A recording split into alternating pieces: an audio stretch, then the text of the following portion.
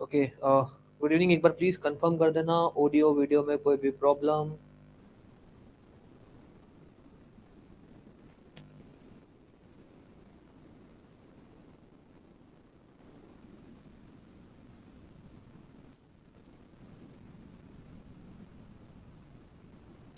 Audio या video में कोई प्रॉब्लम तो नहीं आ रहा?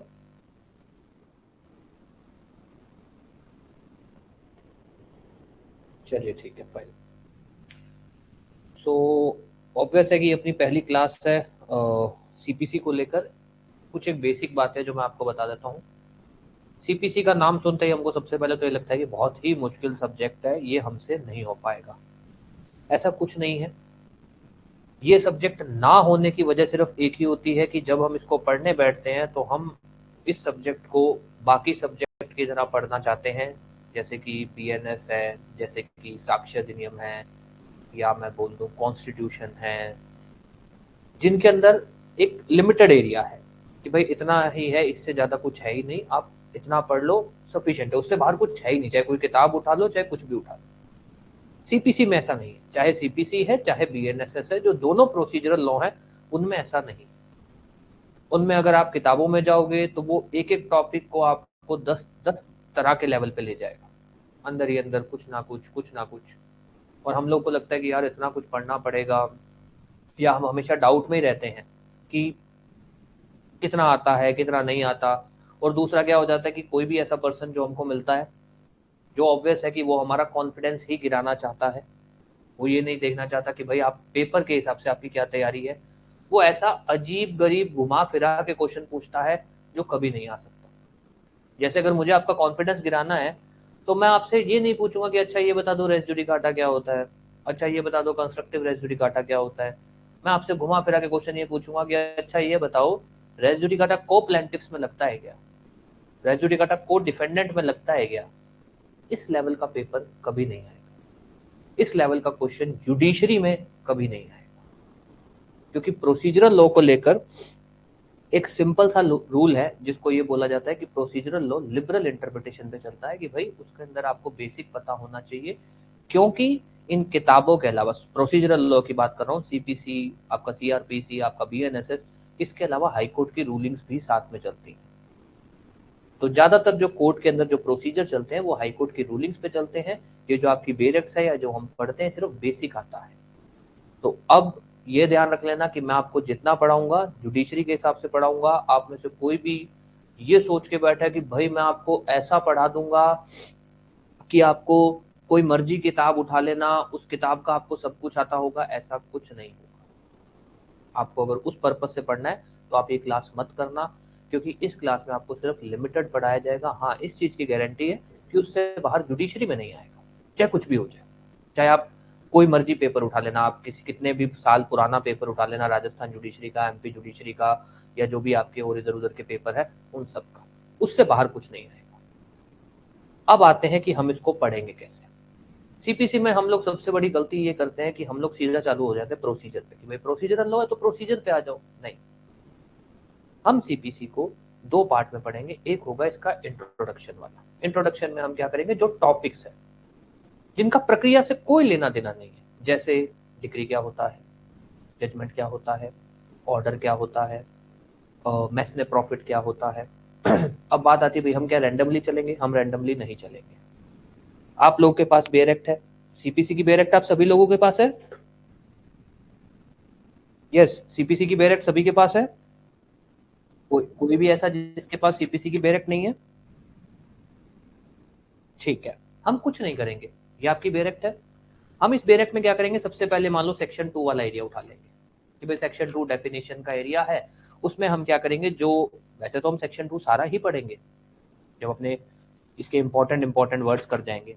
जैसे हम क्या करेंगे, हम सेक्शन 2 उठाएंगे।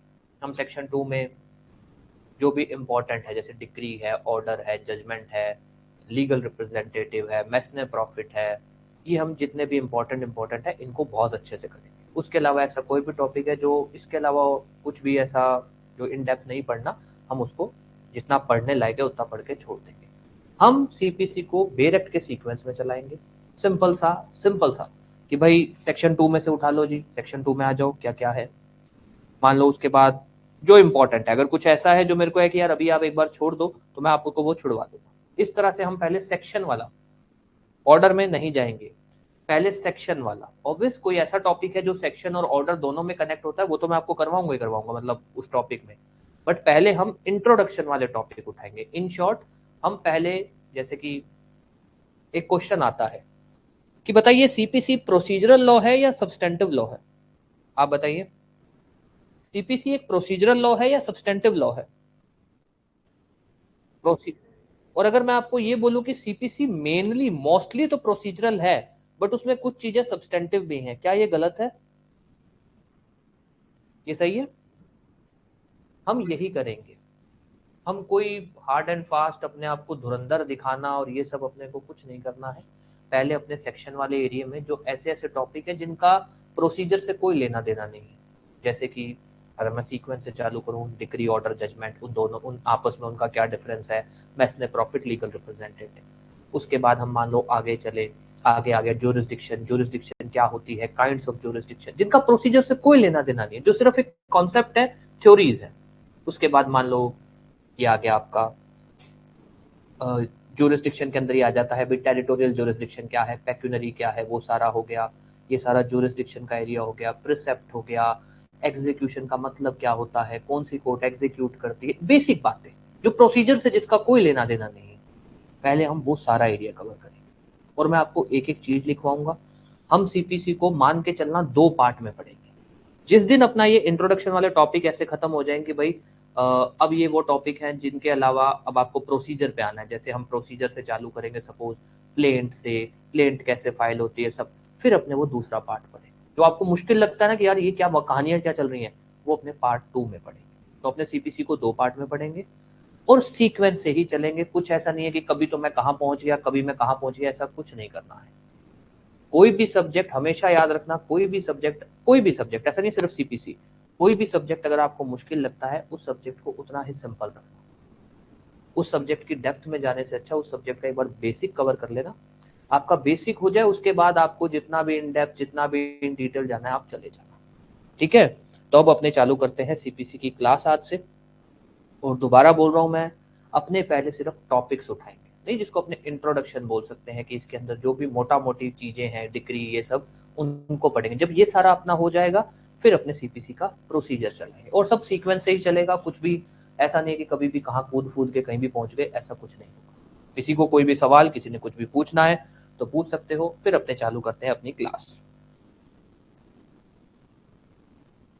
किसी का कोई भी सवाल, यस नो, जो आपको इच्छा लगे वो बोल दो। हाँ जी, कोई सवाल किसी का? चलिए ठीक है। अब हाँ जी, कोई सवाल है?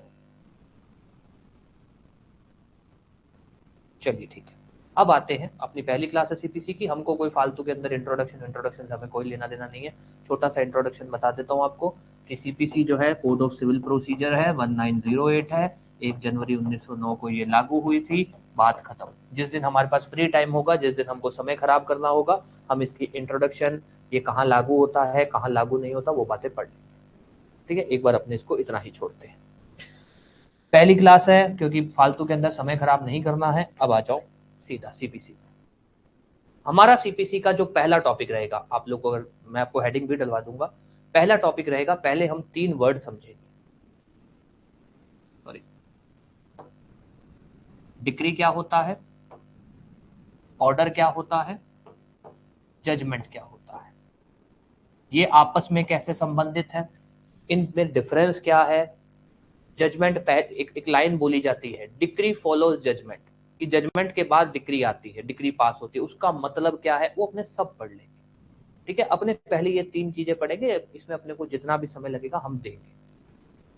अब अपने आते हैं कि हमारा टारगेट ये है कि हमको ये 3 चीजें पढ़नी है, जिसमें हम सबसे पहले उठाएंगे इस टॉपिक को। और दोबारा बोल रहा हूं कि हम जब इस टॉपिक को उठाएंगे, हम फालतू के अंदर इनको कनेक्ट नहीं करेंगे। कोई बेसिक कुछ बताने लायक होगा, इजी रहेगा, उसको करेंगे, अदरवाइज नहीं करेंगे। हम इन तीनों का बेसिक अच्छे से करेंगे। जब हमारा ये बेसिक अच्छे से हो जाएगा, फिर इसको कनेक्ट करना, इनमें डिफरेंस निकालना, वो हम सब निकाल लेंगे। जो बोला प्रो लेवल है, वो पहले अपना बेसिक लेवल अचीव करेंगे, फिर उस जो प्रो वाली चीजें हैं उस पर जाएंगे। चलो अब आते हैं डिग्री के ऊपर। डिक्री को लेकर पहले ही बता देता हूं आपको, जो आपसे क्वेश्चन पूछे जाते हैं और जो पूछे भी जा सकते हैं, सिर्फ डिक्री की बात कर रहा हूं। डिक्री क्या है, डीम्ड डिक्री क्या है, प्रीलिम डिक्री और फाइनल डिक्री में क्या डिफरेंस होता है, क्या एक से ज्यादा प्रीलिम डिक्री केस में पास की जा सकती है। बस डिक्री क्या है, डीम्ड डिक्री क्या होती है, प्रीलिम डिक्री और फाइनल डिक्री में डिफरेंस क्या है, क्या एक से ज्यादा डिक्री पास की जा सकती है। ये 3-4 ही मेंस के क्वेश्चन है जो बनते हैं। प्री में आपसे इतना सही पूछा जाता है कि भैया डिक्री की डेफिनेशन बता दो, या जो भी छोटे मोटे हैं वो मैं आपको बता दूंगा। तो अब आते हैं अपने, इसको सारे को हटाते हैं, आ जाओ भैया डिक्री। हमारे लिए डिक्री के अंदर जो पढ़ने लायक टॉपिक है वो ये है, एक, डिक्री क्या होती है, दो, डिक्री की इसेंशियल्स क्या है। एक चीज दोबारा बोल दे रहा हूं, इसेंशियल्स पूछी नहीं जाती, पेपर में नहीं पूछी जाती। डिक्री की इसेंशियल्स लिखो। हम इसेंशियल सिर्फ इसलिए पढ़ते हैं ताकि अगर खुदा ना खास्ता इसेंशियल इलस्ट्रेशन बेस्ड क्वेश्चन जैसे अपने करेंगे, अगर कभी आ जाए या हमसे इंटरव्यू में पूछ लिया जाए तो हम बता सके, हम जो डिक्री का जो कॉन्सेप्ट है ना उसको अच्छे से बता सके। डीम्ड डिक्री क्या होती है, प्रीलिम या फाइनल डिक्री क्या होती है, मतलब काइंड्स ऑफ डिक्री जिसको अपने बोल सकते हैं, काइंड्स ऑफ डिक्री क्या होती है। इससे ज्यादा हमको कुछ नहीं पढ़ना। डिक्री क्या है, डिक्री की एसेंशियल्स, डीम्ड डिक्री और काइंड्स ऑफ डिक्री। चलिए, डिक्री कहां डिफाइंड है सीपीसी में सॉरी, डिक्री कहां डिफाइंड है सीपीसी में। यस, सेक्शन 2 सब सेक्शन 2, इसके बाहर कुछ भी नहीं है, ध्यान रखना ना, कोई कनेक्शन वनेक्शन कुछ नहीं है इसका।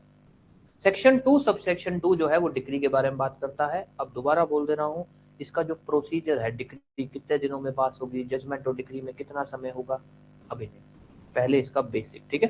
जो नहीं आप में से कोई होगा कि सर ऑर्डर 20 में भी तो है, वो प्रोसीजर है, अपने उसमें अभी नहीं जाएंगे। आ जाओ, सेक्शन 2 सब सेक्शन 2 डिग्री को डिफाइन करता है। अगर हम सेक्शन 2 सब सेक्शन 2 के अंदर जाएं तो हम, अगर हमसे पूछा जाता है कि भैया डिग्री क्या है, तो हम बोलते हैं कि ऐसा है साहब कि डिग्री जो शब्द है वो उस फैसले को दिया गया है, या मैं बोल सकता हूं सिविल कोर्ट के उस फैसले को डिसीजन डिग्री शब्द दिया गया है जो फॉर्मल होता है, जिसके अंदर कोर्ट मैटर को एडजुडिकेट करती है और जिसके अंदर कोर्ट जो है पार्टीज की राइट्स को डिटरमाइन करती है,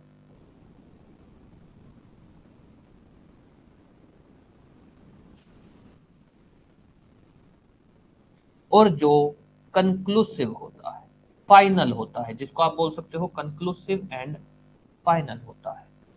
अगर हम सेक्शन के हिसाब से बोले तो सेक्शन ये बोलता है कि डिक्री जो है, डिक्री इज ए, चलो लिख देता हूं, it is a formal expression of adjudication of court which conclusively determines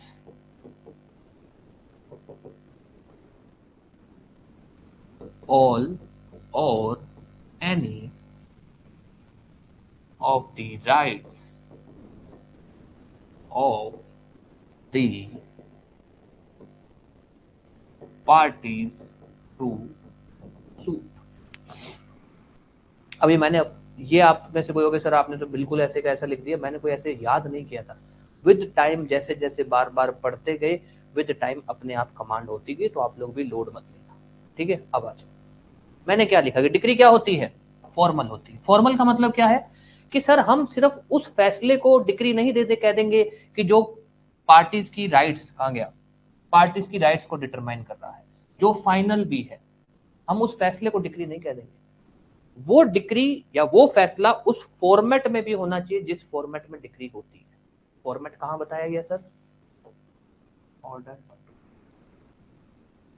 decree का फॉर्मेट क्या है, पहले जजमेंट आएगी फिर डिक्री आएगी, जो पूरी प्रक्रिया है वो उसको भी फॉलो करनी चाहिए। एक चीज, उस फैसले को जो फॉर्मल हो, फॉर्मल मतलब उस फॉर्मेट में हो जो सीपीसी में बताया गया है, ठीक है साहब। उसके बाद हम उस फैसले को डिक्री बोलेंगे जो एडजुडिकेशन के थ्रू आती है। एडजुडिकेशन का मतलब होता है जिस फैसले को कोर्ट दोनों पार्टीज को सुनने के बाद, या फिर अगर कोर्ट अगर सिर्फ एक पार्टी को सुन रही है तो कोर्ट ने अपना खुद का दिमाग लगाया है।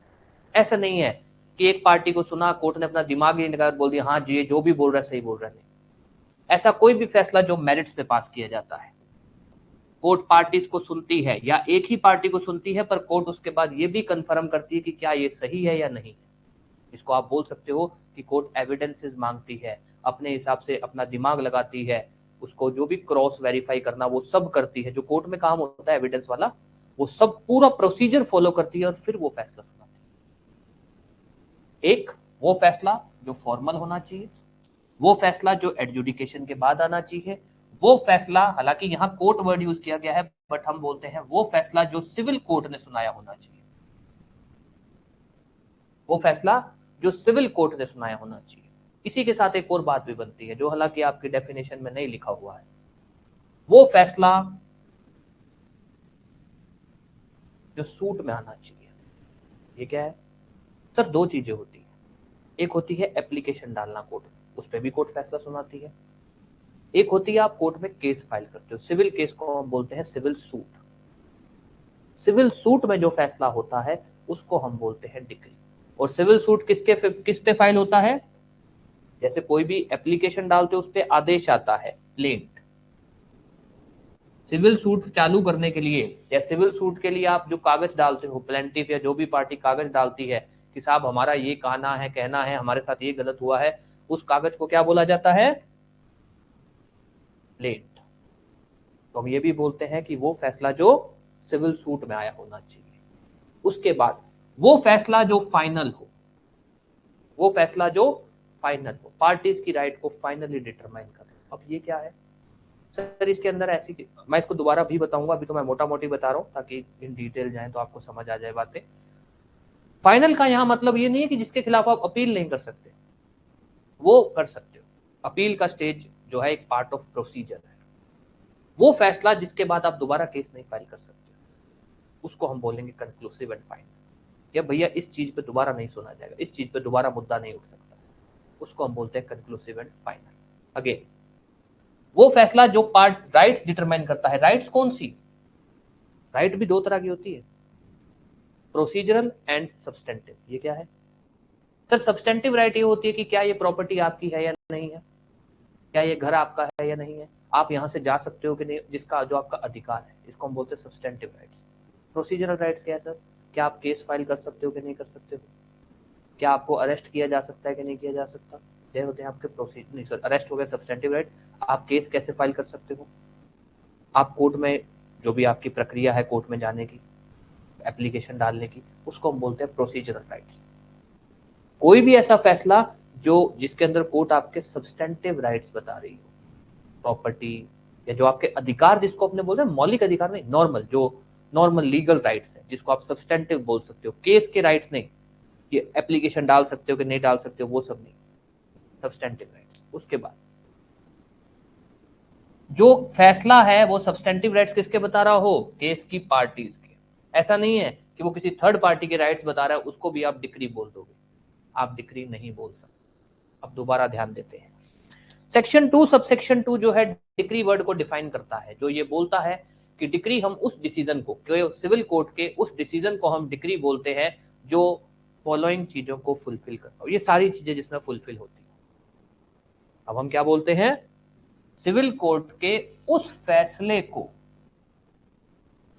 हम डिक्री बोलेंगे। अब ध्यान दे देना, यहां से थोड़ा सा डिटेल में जाएंगे, अपने डिक्री बोलेंगे जो जो भी अपनी चीजें लिखेंगे उनको फुलफिल करता हो। नंबर 1, वो फॉर्मल इन नेचर हो।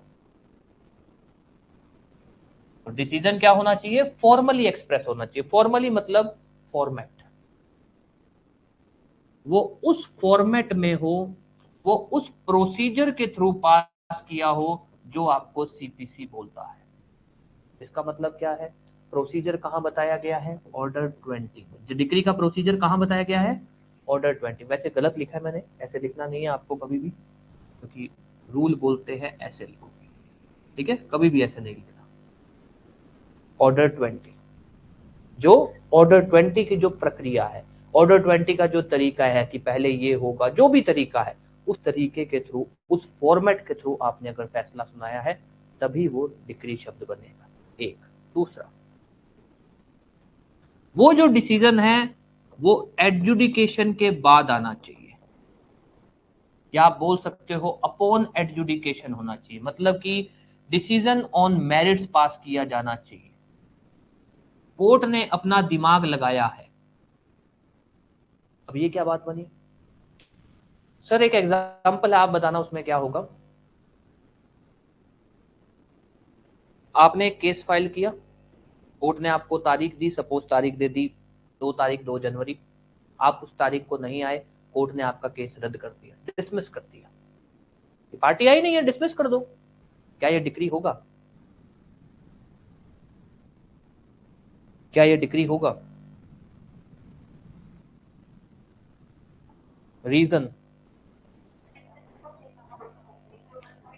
आपकी बात तो सही है, पर डिसमिसल ऑफ डिफॉल्ट को क्यों डिक्री में नहीं लेते ये?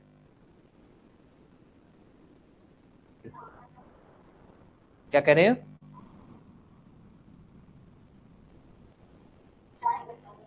माइंड अप्लाई नहीं होता।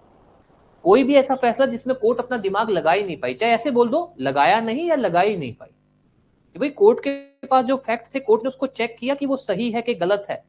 कोर्ट ने जो केस डिसमिस किया, कोर्ट ने क्या कहा? कोर्ट ने कहा कि यार पार्टी नहीं है, केस डिसमिस कर दो। कोर्ट ने ये तो नहीं बोला कि फैक्ट गलत है। कोर्ट ने फैक्ट को तो चेक नहीं किया, फैक्ट के ऊपर तो एविडेंसेस नहीं लिए। अगर कोई भी फैसला उन केस के फैक्ट्स के ऊपर एविडेंसेस लेने के बाद, पूरी प्रक्रिया चलाने के बाद, पूरा ट्रायल, जिसको अपने बोलते हैं ट्रायल चलाने के बाद, हम ये भी बोलते हैं कि कोई भी ऐसा डिसीजन जो आफ्टर ट्रायल आता है, ट्रायल चलाने के बाद पास किया जाएगा। कोर्ट उसमें अपना दिमाग लगाएगी, कोर्ट उसमें एविडेंसेस लेगी, कोर्ट उसमें चेक करेगी कौन सही है कौन गलत है, फिर उसके बाद फैसला सुनाती है, उसको हम बोलेंगे डिक्री। इसी वजह से कोई भी ऐसा फैसला जिसके अंदर कोर्ट केस को डिसमिस कर देती है, किस वजह से? कि भैया तुम आए नहीं, तुमने कोर्ट फीस नहीं पे की, तुमको हमने कहा था फलाना कागज ले आओ, तुम नहीं लाए, तुमने सामने वाली पार्टी को सम्मन नहीं इश्यू किया, कुछ भी ऐसे केस जो किस लिए डिसमिस हो रहे हैं? कि पार्टी की गलती थी। कोर्ट ने इसलिए नहीं डिसमिस किया कि तुम्हारा केस ही नहीं बनता, कि कोर्ट ने कह दिया कि यार ये केस के फैक्ट झूठ है। कोर्ट ने इसलिए नहीं डिसमिस किया। कोर्ट ने किस लिए डिसमिस किया है? कि भाई, मुझे लगा किसी की आवाज आ रही है, ठीक है। कोर्ट ने इसलिए नहीं डिसमिस किया कि तुम्हारे केस के फैक्ट झूठे हैं। कोर्ट ने इसलिए डिसमिस किया कि तुम्हारी पार्टी की गलती, तो जो भी केस फाइल करने वाली पार्टी है, जो भी है, वो गलत है, उसको हम डिक्री नहीं बोलते। ये हुआ दूसरा पॉइंट। आगे आते हैं। कंक्लूसिव इन नेचर, ये क्या है? कानून कहता है, सीपीसी कहता है कि भैया वो फैसला फाइनल होना चाहिए, जिसको अपन कंक्लूसिव भी बोल सकते हैं। अब ये क्या है? ये कहता है भाई फाइनल या कंक्लूसिव का मतलब ये नहीं है कि आप आगे अपील नहीं कर सकते हो, वो तो पार्ट ऑफ प्रोसीजर है, वो तो आपको सीपीसी अधिकार देता है। हम उसको नहीं कह रहे हैं कि अपील नहीं कर सकते हो तब कंक्लूसिव एंड फाइनल होगा, नहीं। कोई भी ऐसा फैसला जो केस को सेटल कर देता है, जो केस को सेटल कर देता है, जिसके बेस पे आप ये कह सकते हो कि अब इस चीज पर दोबारा चर्चा नहीं होगी। अपील की बात नहीं कर रहे, दोबारा से आप केस नहीं फाइल कर सकते। अब इस चीज के बाद रेस जुडिकाटा लगेगा, उसको आप बोल सकते हो डिक्री। कोई भी ऐसा फैसला जिसके बाद आप केस पे रेस जुडिकाटा लगा सकते हो, कि अगर same to same case, res judicata मतलब एक डॉक्ट्रिन है, इंग्लिश मतलब आपके सीपीसी में भी है, जो सिंपल सा बोलता है कि अगर कोई भी एक केस डिसाइड हो चुका है, दोबारा उसको आप केस नहीं जा सकते, दोबारा उस मुद्दे पे, दोबारा उस फैक्ट पे आप केस नहीं फाइल कर सकते। यही ये कह रहा है कि अगर उस फैसले के आने के बाद आप सोचो कि यार मैं सेम टू सेम फैक्ट पे सेम दोबारा दोबारा से केस फाइल कर दो, नहीं कर सकते, उसको हम बोलेंगे फाइनल एंड कंक्लूसिव। अगर दोबारा कर सकते हो, वो फाइनल एंड कंक्लूसिव नहीं है। इसी के अंदर हम एक और बात भी बोलते हैं, आप बताना।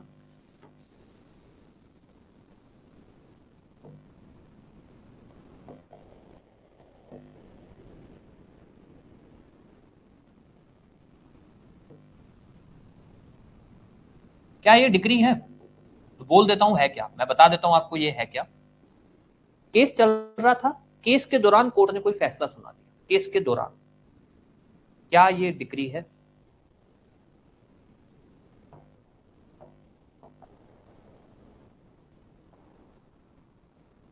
बताइए, क्या ये डिक्री माना जाएगा केस के दौरान जो भी फैसले सुनाए जाते हैं?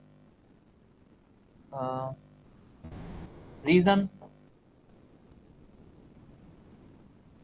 Reason?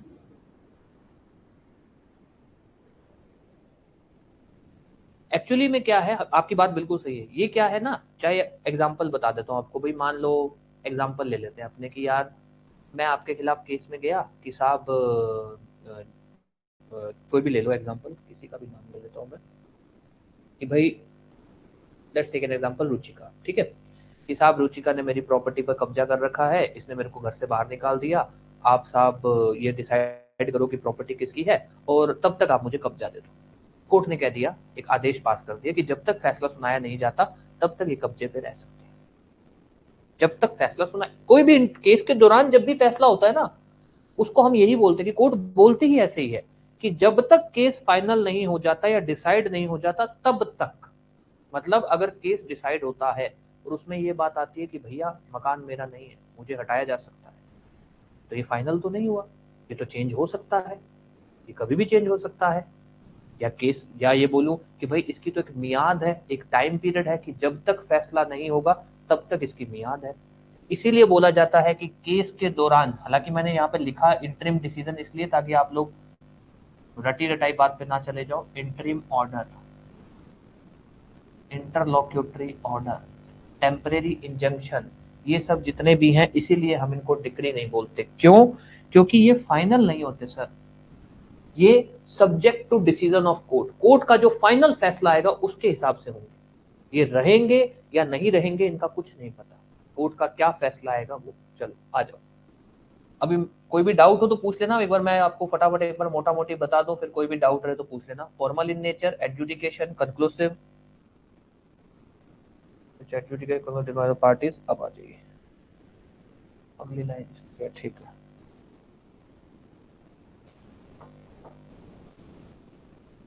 Formal expression, adjudication, conclusive in nature.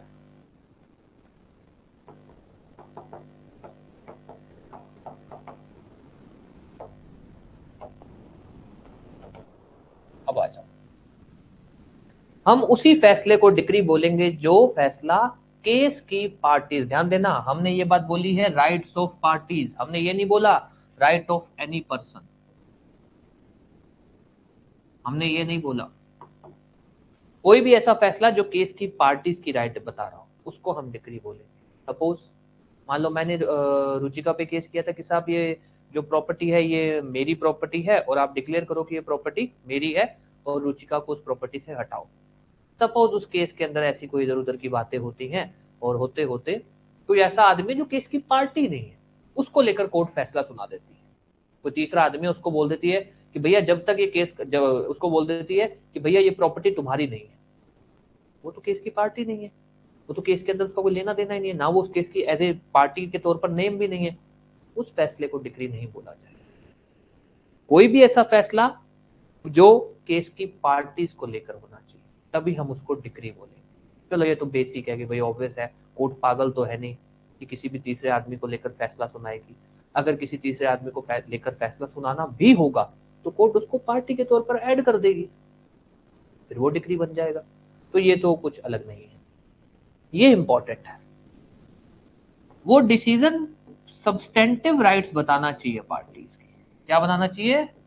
Substantive rights, जिसको आप बोल सकते हो पार्टीज के जो लीगल राइट्स है। कोई भी ऐसा फैसला के डिसीजन जो पार्टीज के प्रोसीजरल राइट्स बता रहा है। साहब प्रोसीजरल राइट्स के अंदर हम क्या बोल सकते हैं? सर प्रोसीजरल राइट्स के अंदर मतलब ये है कि भाई मान लो पार्टी कोर्ट में अपीयर होना चाहती है और कोर्ट बोल रही है आज नहीं अपीयर होना, कल आना। वो कह रहा है ऐसे कैसे, मेरा अधिकार है, मेरा केस चल रहा है। कोर्ट कह रही है ये आपके मतलब जो सीपीसी का जो प्रक्रिया है उसके अंदर हम चाहे तो पार्टी को बुला सकते हैं, चाहे तो हम नहीं बुला सकते। वो प्रोसीजरल राइट्स है। कोई भी ऐसे राइट्स जो सीपीसी को लेकर, सीपीसी के अंदर हम जो राइट्स पढ़ रहे हैं, पार्टी कब आ सकती है, पार्टी कब नहीं आ सकती है, सम्मान को लेकर अधिकार है, सम्मान को लेकर जो राइट है,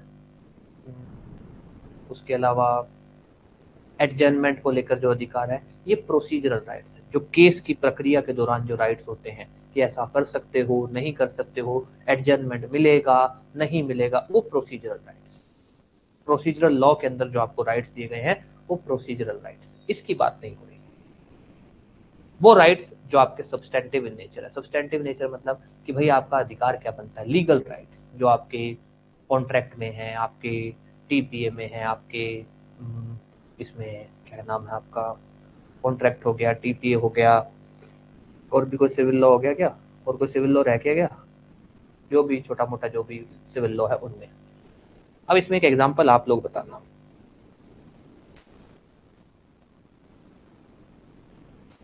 मैंने, ठीक है, मैंने एप्लीकेशन डाली कोर्ट में किस चीज की, कि साहब मेरे को केस फाइल करने की परमिशन दी जाए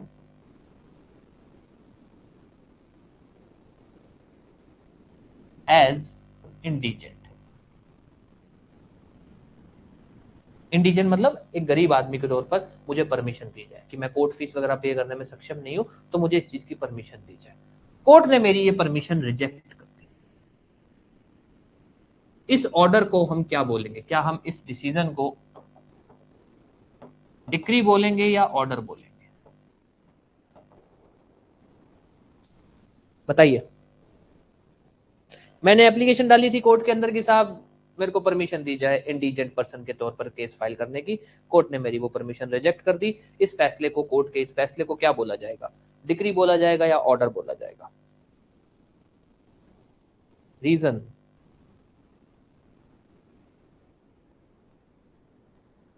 चलो ठीक है, छूट में निकली। आप ये कह रहे हो भैया एप्लीकेशन डाला, ठीक है, अपना पॉइंट कौन सा था, हाँ ठीक है, चलो ठीक है, अब आ जाओ। अब मैं बोलता हूं कि भैया केस चल रहा था मेरा, और उस केस के अंदर मैंने ये बोल दिया कि साहब मेरे को परमिशन दी जाए। मैं अपीयर हुआ और मैंने बोल दिया कि साहब मैं गरीब आदमी हूँ, आप मेरे केस की ना थोड़ी जल्दी जल्दी सुन लो, मेरे को तारीखें जो है ना थोड़ी जल्दी दे दो, जल्दी जल्दी मेरे को तारीखें दे दो। और कोर्ट ने कहा कि ऐसा नहीं होगा, कोर्ट तो अपने हिसाब से चलेगी, और वो मेरे उस को रिजेक्ट कर देते हैं, और कोर्ट बोल देते हैं कि जो भी प्रक्रिया उस अनुसार चलेगा, इनको कोई स्पेशल प्रिविलेज नहीं दिया जाएगा। अब बताओ, मेरा केस चल रहा है, सिविल सूट है बकायदा, ये लो, ये लो। हाँ जी, क्या कह रहे हैं, रीजन, रीजन,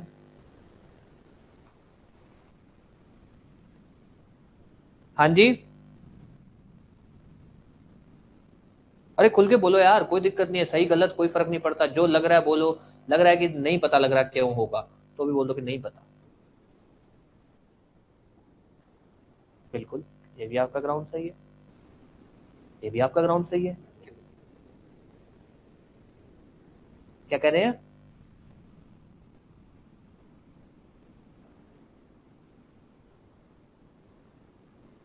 नहीं नहीं, ऐसा नहीं है कि डिक्री सिर्फ बोथ पार्टीज के केस में होगी, एक्स पार्टे डिक्री भी तो होती है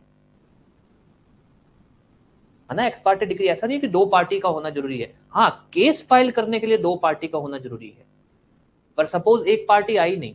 इसमें एक एग्जांपल बता देता हूं आपको, जैसे आपका जो क्वेश्चन उठा तो बता देता हूं। मान लीजिए आपका और मेरा विवाद था, मैं आया ही नहीं, और कोर्ट ने क्या किया, आपके फेवर में फैसला सुना दिया। उसको हम एक्स पार्टे डिग्री क्यों बोलते हैं? उसको हम एक्स पार्टे डिग्री इसलिए नहीं बोलते कि आपने जो बोला कोर्ट ने मान लिया, नहीं, आपने बोला, कोर्ट ने उसको, जो भी आपने एविडेंसेस वगैरह पेश किए, कोर्ट ने उसको देखा, कोर्ट को लगा कि जो आप बोल रहे हो सही बोल रहे हो। इसको हम बोलते हैं ना एडजुडिकेशन, कोर्ट ने अपना दिमाग लगाया है। तो एक्स पार्टे डिक्री भी तभी होती है जब कोर्ट अपना दिमाग लगाती है। ये चाहे एक तरफा, मतलब एक पार्टी नहीं आई, दूसरी पार्टी के फेवर में भी अगर कोर्ट डिक्री फैसला सुना रही है, तब भी कोर्ट अपना दिमाग लगाती है। तो दो पार्टीज सूट के लिए होना जरूरी है, पर ऐसा है कि सिर्फ एक ही पार्टी रह गई जिसको हम एक्स पार्टे बोलते हैं, वहां डिक्री नहीं होगी, ऐसा कॉन्सेप्ट नहीं है, क्योंकि वहां कोर्ट अपना दिमाग लगाती है ना।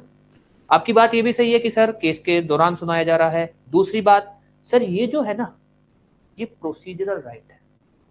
आपके लिमिटेशन एक्ट आप लोगों ने पढ़ा होगा, नहीं पढ़ा तो मोटा मोटी बता देता हूँ।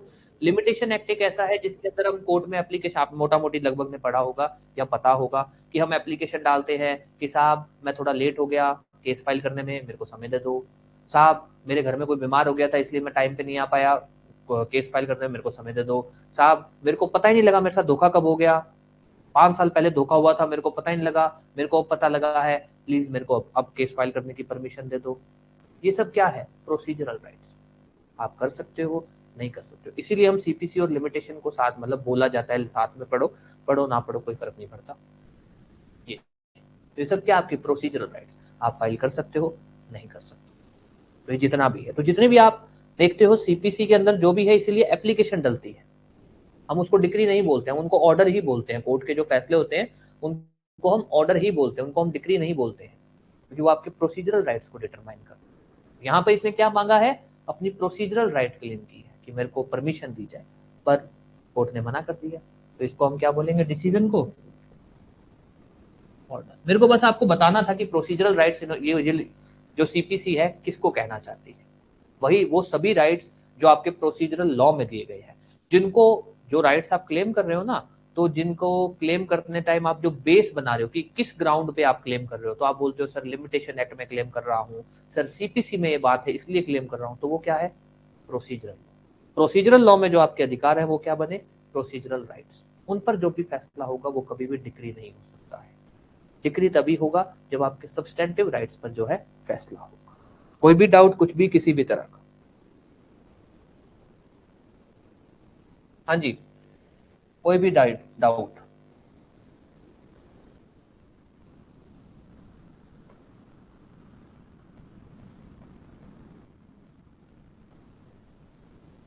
अब आ जाओ आखिरी पॉइंट।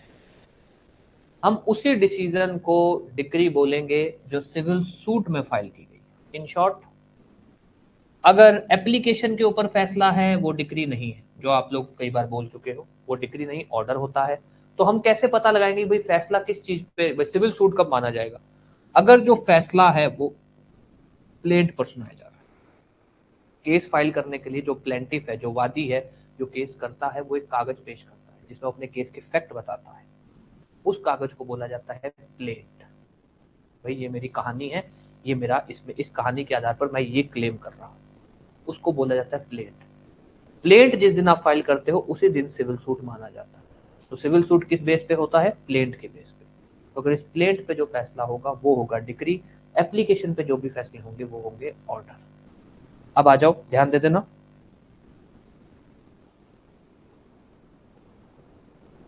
नहीं, लिखित कथन नहीं, वादी जो लिखित कथन नहीं, प्लेंट को अपने बोलते हैं वाद पत्र। वाद पत्र ही कहा जाता है ना हिंदी में। हिंदी में है ना वाद पत्र, प्लेंट, ऑर्डर 7। लिखित कथन तो कुछ कैसे भी हो गया ना, कोई भी किसी भी चीज पे दे रहा है, किसी भी चाहे एप्लीकेशन है वो भी राइटिंग में ही होती है, चाहे प्लेट फैक्ट। मेरे को रिटर्न स्टेटमेंट का तो, रिटर्न स्टेटमेंट का हिंदी वाले बता दो भाई। रिटर्न स्टेटमेंट को हिंदी में क्या बोलते हैं? हिंदी वालों बता दो यार। लिखित कथन है क्या? हाँ, तो लिखित कथन रिटर्न स्टेटमेंट है। रिटर्न स्टेटमेंट है लिखित कथन ना। जो वाद पत्र है, वाद पत्र का तो मेरे को याद। हाँ जी, क्या कह रहे हैं आप?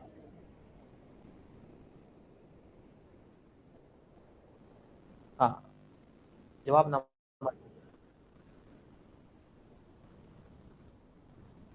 क्या कह रहे हैं आप? आपकी आवाज कट रही है।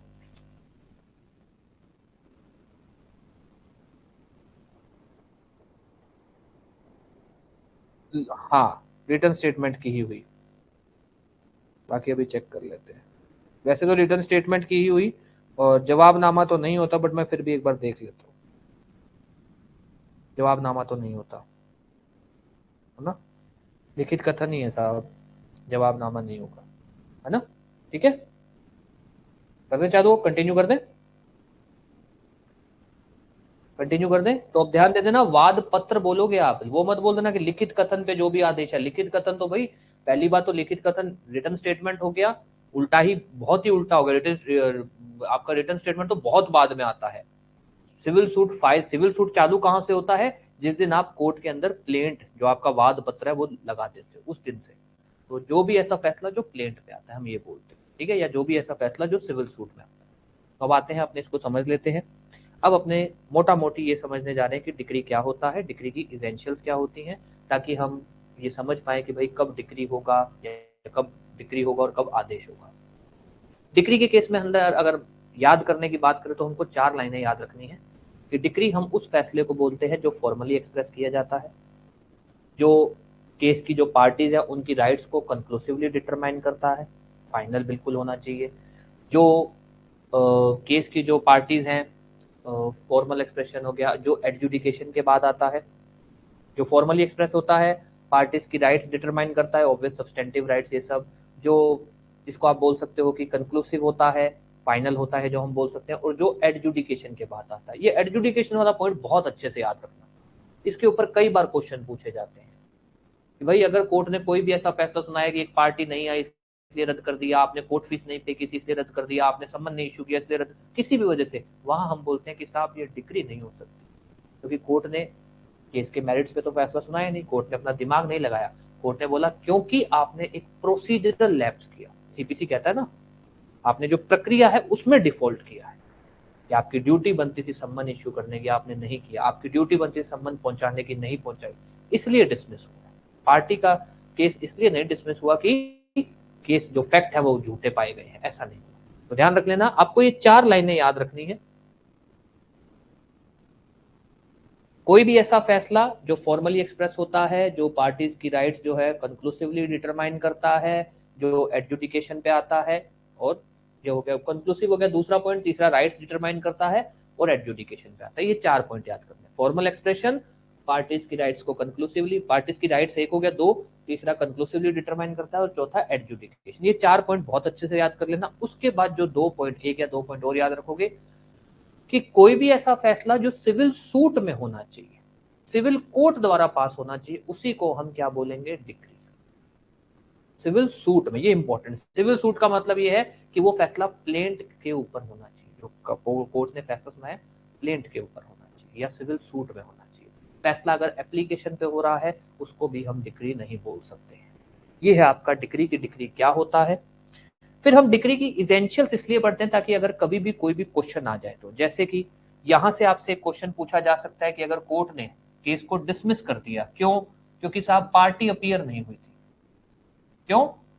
पार्टी नॉट अपीयर, पार्टी आई नहीं उस दिन, कुछ भी ऐसा, कोर्ट ने केस को इसलिए डिसमिस कर दिया क्योंकि पार्टी ने कोर्ट फीस नहीं पे की थी। हम राजस्थान कोर्ट फीस एक्ट में पढ़ेंगे कि अगर आप कोर्ट फीस नहीं पे कर रहे हो तो कोर्ट केस डिसमिस कर देगी, आपको वार्निंग देगी, टाइम लिमिट देगी, उसके बाद डिसमिस। तो यहां पर हम उस फैसले को डिक्री नहीं बोलेंगे। क्यों? क्योंकि वो फैसला केस के मेरिट्स पे नहीं आया। कंक्लूसिव इन नेचर, ये नहीं पूछा जाता है, इससे कोई कुछ खास नहीं आता। राइट्स को लेकर याद रख लेना कि वो फैसला जो पार्टीज की सब्सटेंटिव राइट्स को डिटरमाइन कर रहा हो, और फैसला केस की पार्टीज के राइट्स को डिटरमाइन कर रहा हो। जो फैसला है वो प्लेंट पर या फिर हम बोल सकते हैं सिविल सूट में होना चाहिए। एप्लीकेशन पर अगर कोई भी फैसला है वो डिक्री नहीं होगा। गिनती के ये 3-4 पॉइंट है। किसी का कोई भी डाउट, कुछ भी अगर नहीं है डाउट, फिर अपने लिख लो इसको। अभी रुक जाओ, अभी मत लिखो थोड़ा। हाँ जी, कोई भी डाउट, फिर अपने आगे बात करते हैं।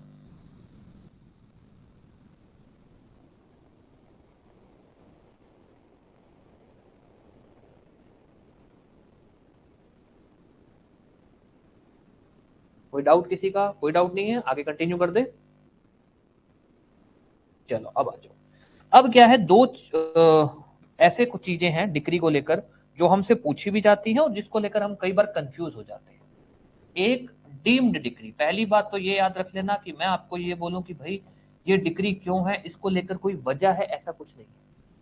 ये लिखे ही इसलिए गए हैं कि भाई अगर आप डिक्री की जो डेफिनेशन है, जो अपने ने 4 पॉइंट की बात की ना, अगर आप उसके अनुसार चलो तो आप इसको डिक्री शब्द में नहीं ला पाओगे, उसके अनुसार नहीं ला पाओगे। जैसे कि इसके अंदर हम बोलते हैं कि भैया कब हम बोलेंगे कि जो फैसला है, जो डिसीजन है वो डिक्री है। एक, रिजेक्शन ऑफ प्लेंट, कोई भी ऐसा केस कोई भी ऐसा ऑर्डर या सॉरी ऑर्डर क्या बोल, कोई भी ऐसा डिसीजन जिसके अंदर कोर्ट प्लेंट को रिजेक्ट कर रही है।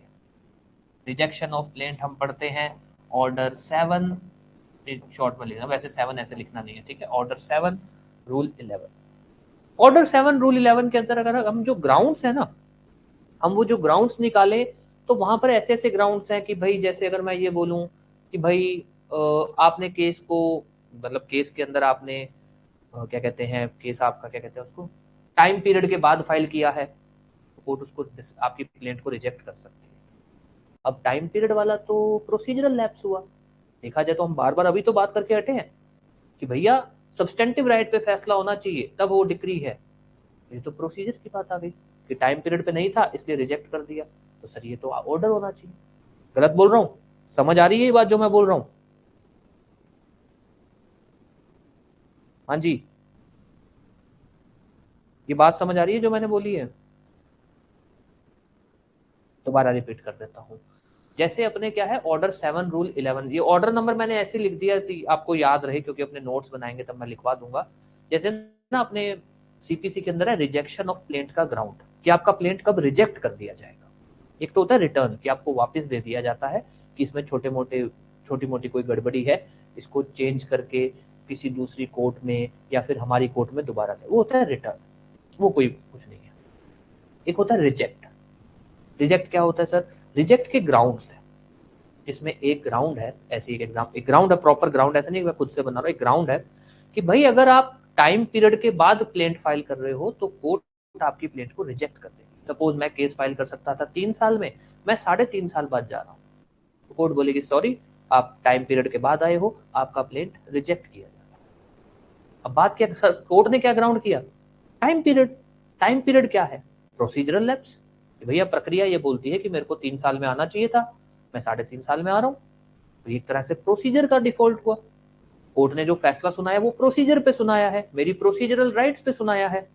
कोर्ट ने मेरी सब्सटेंटिव राइट्स पे तो नहीं सुनाया। दोबारा बोल रहा हूं, कोर्ट ने ये जो फैसला सुनाया किस एक्ट को लेकर सुनाया? लिमिटेशन एक्ट को लेकर। लिमिटेशन एक्ट क्या बता रहा है? मेरे प्रोसीजरल राइट बता रहा है, वो मेरे सब्सटेंटिव राइट तो नहीं बता रहा। वो ये तो नहीं बता रहा कि भाई मेरा उस प्रॉपर्टी को लेकर क्या अधिकार बनता है, वो तो ये बता रहा है कि मैं केस कितने टाइम पे आ सकता था।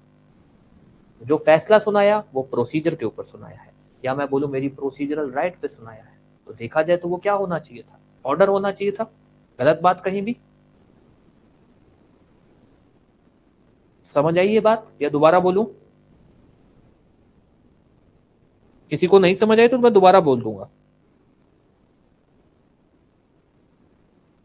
ठीक है। अब प्रक्रिया, अगर अपने जो पीछे डेफिनेशन पढ़ी है ना उसके अनुसार चले तो ये ऑर्डर बनना चाहिए था, पर अगर ऑर्डर बन जाता तो भैया उसके खिलाफ अपील करना एक दिक्कत हो जाती, क्योंकि हर ऑर्डर के खिलाफ अपील नहीं हो सकती है। जनरल रूल ऑर्डर में उल्टा चलता है कि हर ऑर्डर के खिलाफ अपील नहीं हो सकती है, डिक्री में ये चलता है कि हर डिक्री के खिलाफ अपील हो सकती है। तो यहाँ पर इन्होंने इसको डिक्री में माना। कानून में लिखा गया सेक्शन 2 सब सेक्शन 2 में लिखा गया कि भैया इसको डिक्री माना जाएगा। क्यों माना जाएगा? कन्वीनियंस के लिए, कि कोई बात नहीं, आप अगर इस आदेश के खिलाफ अपील में जाना चाहते हो तो जा सकते हो, इसको हम एक डिक्री की तरह ट्रीट करेंगे। दूसरा, कोई भी ऐसा डिसीजन, ऑर्डर शब्द मत लिख देना, कोई भी ऐसा डिसीजन जो एप्लीकेशन अंडर सेक्शन 144 पर आता है, ये क्या है सर? सर सेक्शन 144 सीपीसी का आपको ये अधिकार देता है, ये भी हम पढ़ेंगे, एक अलग सा टॉपिक है। सेक्शन 144 सीपीसी आपको ये अधिकार देता है कि सपोज आपका और मेरा एक विवाद हुआ, उस विवाद में केस आपके फेवर में चला गया, इनके बीच में एक विवाद हुआ, पहली बार जो केस है वो ए के फेवर में चला गया, कोर्ट ने कह दिया कि प्रॉपर्टी ए को दे दो, प्रॉपर्टी ए के पास चली गई। बी चला गया अपील में, और अपील के अंदर ये कह दिया कि ये जो प्रॉपर्टी है ये बी की बनती है। ध्यान देना, पहले क्या हुआ? पहले ये हुआ कि पहले जो लोअर कोर्ट थी उसने कह दिया कि प्रॉपर्टी ए की बनती है, बी अपील में चला गया फैसले के खिलाफ। बी जब अपील में गया तो अपीलेट कोर्ट ने कह दिया कि नहीं नहीं प्रॉपर्टी तो बी की बनती है। अब हाल फिलहाल तो प्रॉपर्टी ए के पास थी, जब तक अपील में केस चला, कोई 5-10 साल तो चलता ही चलता है अपील का केस। प्रॉपर्टी ए के पास थी, ए ने खूब प्रॉपर्टी एंजॉय की, खूब उसको किराए पे दिया, उसका किराया खाया। बी क्या करे? बी का तो नुकसान हुआ। अपीलेट कोर्ट बोल रहे कि प्रॉपर्टी तो बी की है, तो वो जो 10 साल जो ए उसका फायदा उठा गया, वो बी क्या करे? बी एप्लीकेशन डालता है इस चीज की, हिसाब मेरे को वो बेनिफिट रिस्टोर करके दीजिए, जो इतने साल तक बेनिफिट इस ए ने लिया है ना, मेरे को वो रिस्टोर करके दो। बी ने जो भी कमाई की है मेरे को, ए ने जो भी कमाई की है मेरे को दिलवाओ इससे। ए ने क्या कहते हैं, जो भी उस समय किराया खाया है मेरे को दिलवाओ।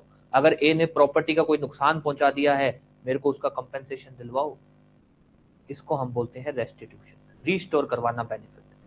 कि कोई ऐसा बेनिफिट था जो आपका बनता था पर कोर्ट ने किसी और को दे दिया, आप फिर ऊपर वाली अपीलेट कोर्ट से फैसला लाते हो कि भाई फैसला बेनिफिट तो मेरा है, आपको अपीलेट कोर्ट ने कह दिया कि बेनिफिट तुम्हारा है, और आप बोलते हो कि यार 5-10 साल तो वो फायदा ले गया, अब वो कैसे रिकवर होगा? तो आप उसके लिए एप्लीकेशन डालते हो रीस्टोर के लिए। अब ध्यान देना, इसके लिए हम हमेशा एप्लीकेशन ही डलती है।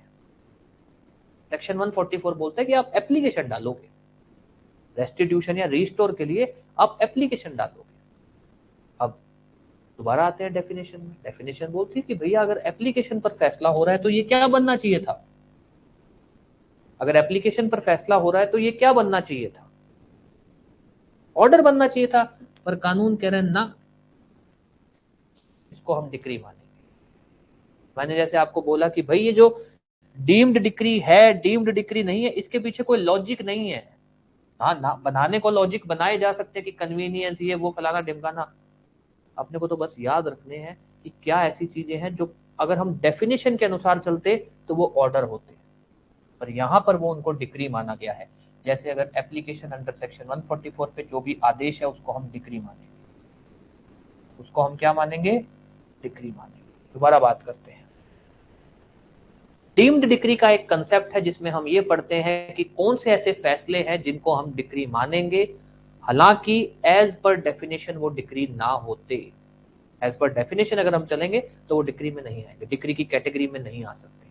जो डिक्री की जो इसेंशियल्स हैं वो उस पर नहीं लग रही हैं, सारी की सारी, कुछ एक लग रही हैं पर सारी नहीं लग रही। इसीलिए लिखा गया कि भैया ये दो को आप डिक्री मानोगे। सबसे ज्यादा पूछा जाने वाला प्री का क्वेश्चन कि नीचे दिए गए 3-4 चीजें होती हैं, उनमें से किसको आप डिक्री मानोगे? तो ध्यान रख लेना, रिजेक्शन ऑफ प्लेंट को आप डिक्री मानोगे, सेक्शन 144 में जो एप्लीकेशन डलती है उसको भी आप, उसके ऊपर जो भी आदेश आता है उसको आप डिक्री मानोगे। कोई भी डाउट कुछ भी किसी भी तरह का?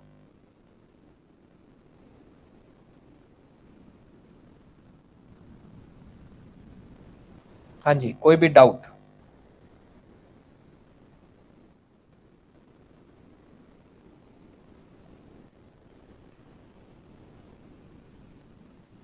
जिस तरह से डीम्ड डिक्री है उसी तरह से दूसरा कंसेप्ट ही है जो बोलता है कि डिक्री नहीं मानोगे, चाहे कुछ मर्जी हो जाए, डिक्री नहीं मानोगे। पहला, कोई भी ऐसा एडजुडिकेशन जिसके खिलाफ आप अपील अगर फाइल करोगे तो एज ऑर्डर फाइल करोगे। कोई भी ऐसा फैसला जो है एडजुडिकेशन, जो कोर्ट ने मेरिट्स पे सुनाया है, मेरिट्स पे सुनाया तो डिक्री होना चाहिए था, पर उसके खिलाफ आप अगर अपील में जाना चाहते हो ना, तो आपको ऑर्डर वाली प्रक्रिया फॉलो करनी पड़ेगी। आपको ऑर्डर के प्रावधान के अनुसार जाना पड़ेगा अपील, वहां पर हम उस फैसले को डिक्री नहीं मान सकते। कोई भी ऐसा एडजुडिकेशन जिसके खिलाफ अगर आप अपील में जाते हो तो ऐसा है, आपको कौन सा प्रोसीजर फॉलो करना पड़ेगा? जिस तरह से आप अपील अगेंस्ट ऑर्डर में जाते हो, क्योंकि आप प्रोसीजर ही ऑर्डर का फॉलो कर रहे हो, तो हम इसको क्या मानेंगे? डिक्री नहीं मानेंगे। दूसरा जो ऑब्वियस, दूसरा सिंपल है, order of dismissal for default. कोई भी ऐसा ऑर्डर जो कोर्ट पास कर रही है जिसके अंदर कोर्ट जो है क्या करती है? केस को डिसमिस कर रही है। क्यों? किसी एक ना एक पार्टी की कोई गलती है, सम्मन नहीं इशू किया, कोर्ट फीस नहीं पे की, टाइम टाइम पे नहीं आए, तारीख पे नहीं आई, ये सब तो वो तो ऑब्वियस, वो तो वैसे भी डिक्री हो ही नहीं सकता। तो ये तो चलो इन्होंने लिख भी दिया, बट हो भी नहीं सकता क्योंकि वो एडजुडिकेशन है ही नहीं। डिक्री क्या है? डिक्री के एसेंशियल्स, डीम्ड डिक्री, क्या डिक्री नहीं माना जाएगा। इसको आप नहीं मानो। अब ध्यान देना, प्री में जो क्वेश्चन पूछा जाता है वो दो तीन क्वेश्चन बनते हैं। नंबर 1, डिक्री वर्ड किस सेक्शन में डिफाइंड है? Section 2 sub section 2।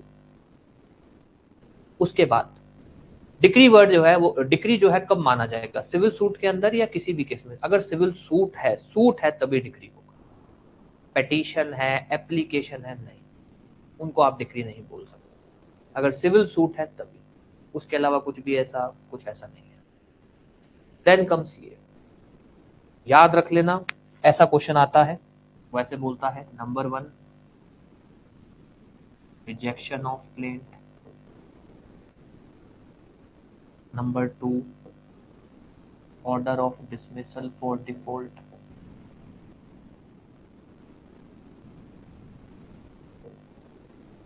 नंबर 3 क्या नाम है आपका, adjudication against which appeal lies as an order, number 4 order on application under section 144। वो हमसे ये पूछता है, ऐसा क्वेश्चन, ऐसे 4 ऑप्शन होते हैं कि इनमें से कौन कौन सा जो भी फैसला है या डिसीजन है उसको हम डिक्री बोलेंगे, बताइए। In first and fourth are deemed decree, यही ये पेट क्वेश्चन है उनका जो पूछा जाता है कि कौन सा फैसला है जिसको हम डिक्री मानेंगे। ये हो गया deemed decree, not deemed decree, ठीक है। चलो पहले लिखवा देता हूँ थोड़ा बहुत, ना एक बार रिवाइज कर लेते हैं सारा, प्रीलिम डिक्री फाइनल डिक्री, चलो कोई बात नहीं, अगर बच भी जाएगा तो अपने कल भी कर लेंगे, कोई ऐसी बात नहीं है।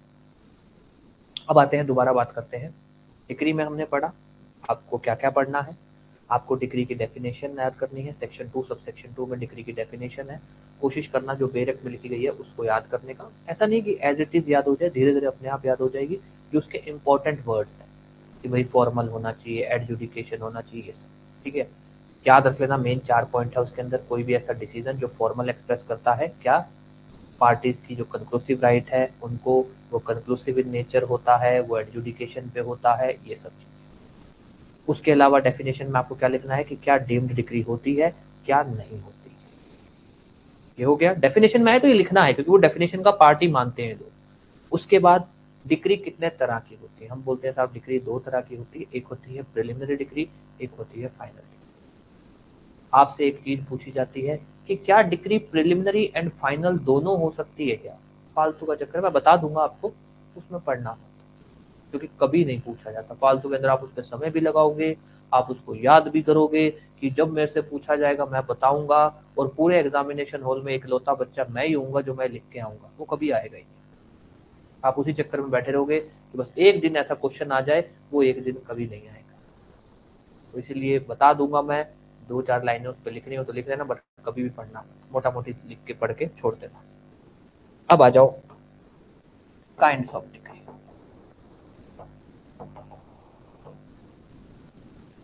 लिखवा दूंगा अभी, है ना। डिग्री 2 तरह की होती है, प्रिलिमिनरी डिग्री और फाइनल डिग्री।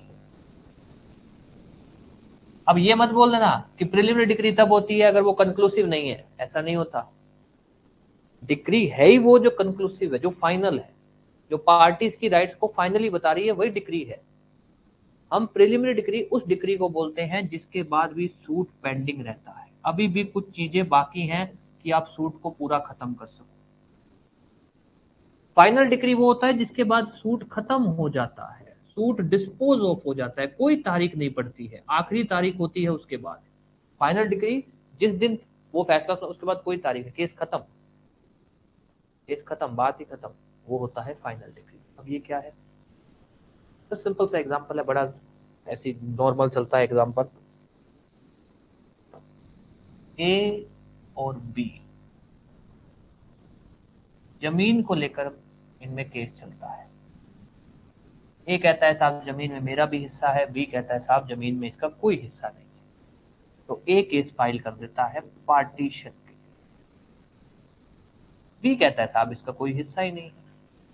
तो अब ऐसा होगा कि पहले तो ये डिसाइड किया जाएगा कि भाई साहब का हिस्सा है भी या नहीं, और अगर है तो कितना हिस्सा है। फिर उसके बाद इनको हिस्सा अलॉट किया जाएगा कि भैया दो यार, अगले का जो भी हिस्सा बनता है उसको दो। तो जब कोर्ट ये फैसला सुनाती है, मान लो कोर्ट ने फैसला सुना लिया कि हिस्सा तो है, कितना है, इतना परसेंट है, सपोज ए ने कह दिया कि आधा तो नहीं, इसका 30% हिस्सा है, ये कोर्ट ने कह दिया।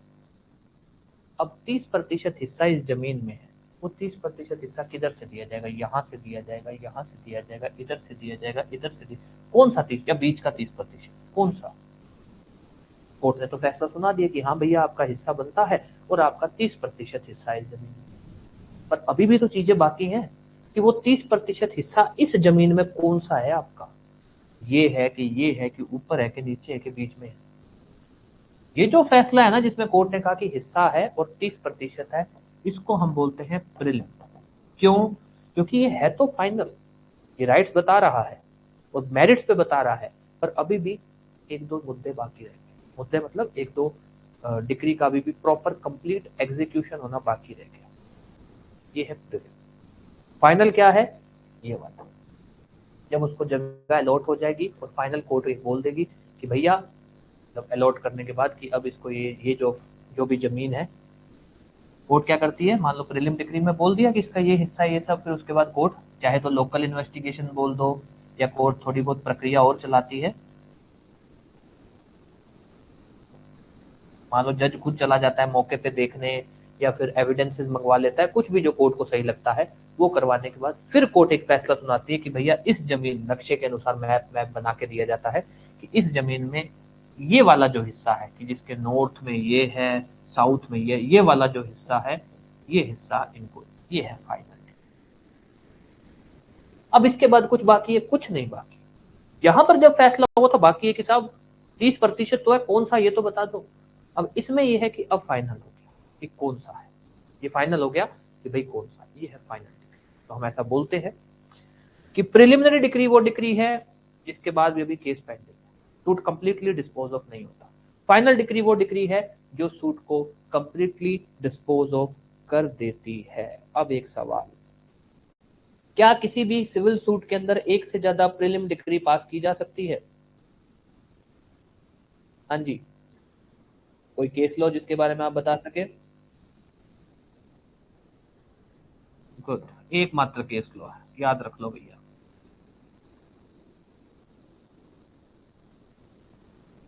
याद रख लो। मैं अभी दो केस लो लिखूंगा, एक तो ये है, एक शंकर वर्सेस चंद्रकांत। दो केस लो है जिसको भी लिख देंगे अपने।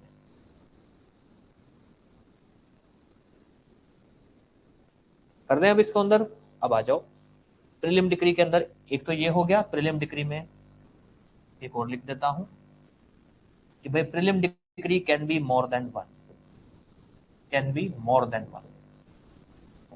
जनरली एक ही फाइनल डिग्री, जनरली ऐसा नहीं कि हो नहीं सकती, हो सकती है भाई। अगर आप किसी एक केस के अंदर कई सारी बातें ले आए हो, इधर की बातें भी उधर की बातें भी, आपका और मेरा 10 तरह के विवाद थे, वो सारे के सारे विवाद एक ही केस में चल रहे हैं, ऐसा हो जाता है। सिविल केस है, हम आपके और मेरे बीच में, और 10 तरह के चल रहे हैं, कोर्ट उसको एक साथ सुन सकती है। तो वो है हर एक एक विवाद के ऊपर, हर एक एक केस के ऊपर फाइनल डिग्री होगी। तो वो एक ही केस, 10 केस एक ही केस में सुने जा रहे हैं, तो उसमें 10 डिग्रियां तो अपने आप बन जाएंगी, 10 फाइनल डिग्रियां जिसको अपन बोल सकते हैं। पर हम ये बोलते हैं कि जनरली एक ही फाइनल डिग्री होती है, बट अगर जो रिलीफ है पार्टीज के बीच में, जो विवाद है, 2-3 विवादों को एक साथ जोड़ दिया जाता है, तब एक से ज्यादा भी फाइनल डिग्री हो सकती है। एक से ज्यादा प्रीलिम डिग्री नॉर्मली भी हो सकती है, ये है फूलचंद गोपाल लाल।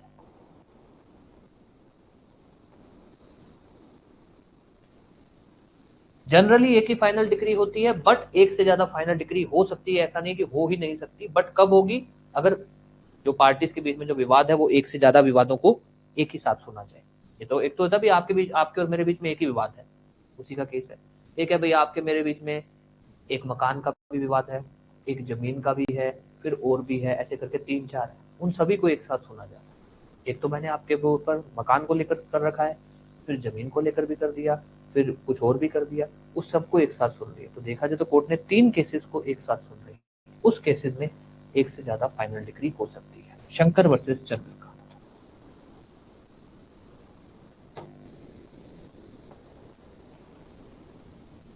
आपसे अगर कभी भी पूछा जाएगा तो इतना ही पूछा जाएगा, प्रीलिम डिग्री क्या होती है, फाइनल डिग्री क्या होती है, दोनों में डिफरेंस बता दो क्या है। छोटा सा क्वेश्चन आता है 3 नंबर का, बस। कोई भी डाउट कुछ भी किसी भी तरह का?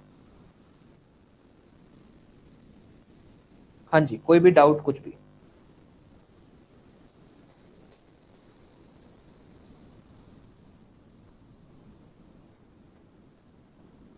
हम्म।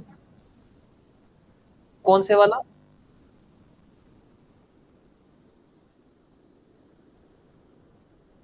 ठीक है।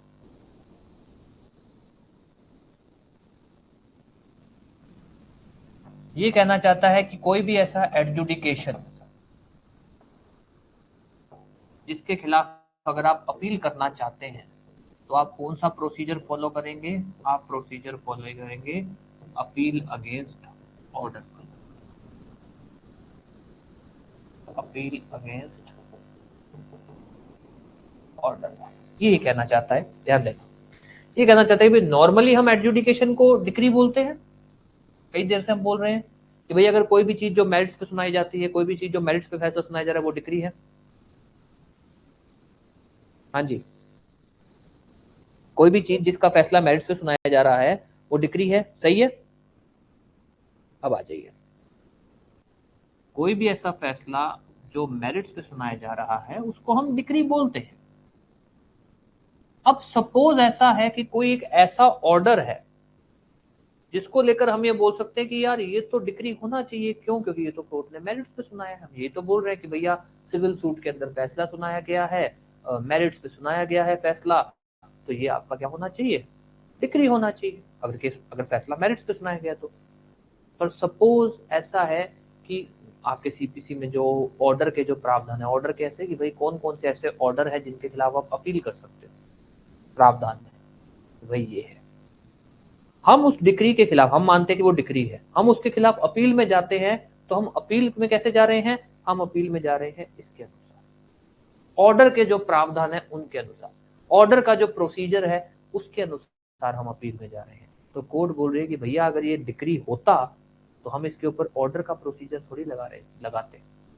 कानून, ये डिग्री है ही नहीं, हम खुद ही नहीं मानते। आप केस के इसेंशियल्स के बेस पे या जो फैसला है उसके बेस पे आप ये बोल सकते हो कि भैया एडजुडिकेशन है, सिविल सूट है, फाइनल है, कुछ भी बोल सकते हो कि ये डिग्री होना चाहिए।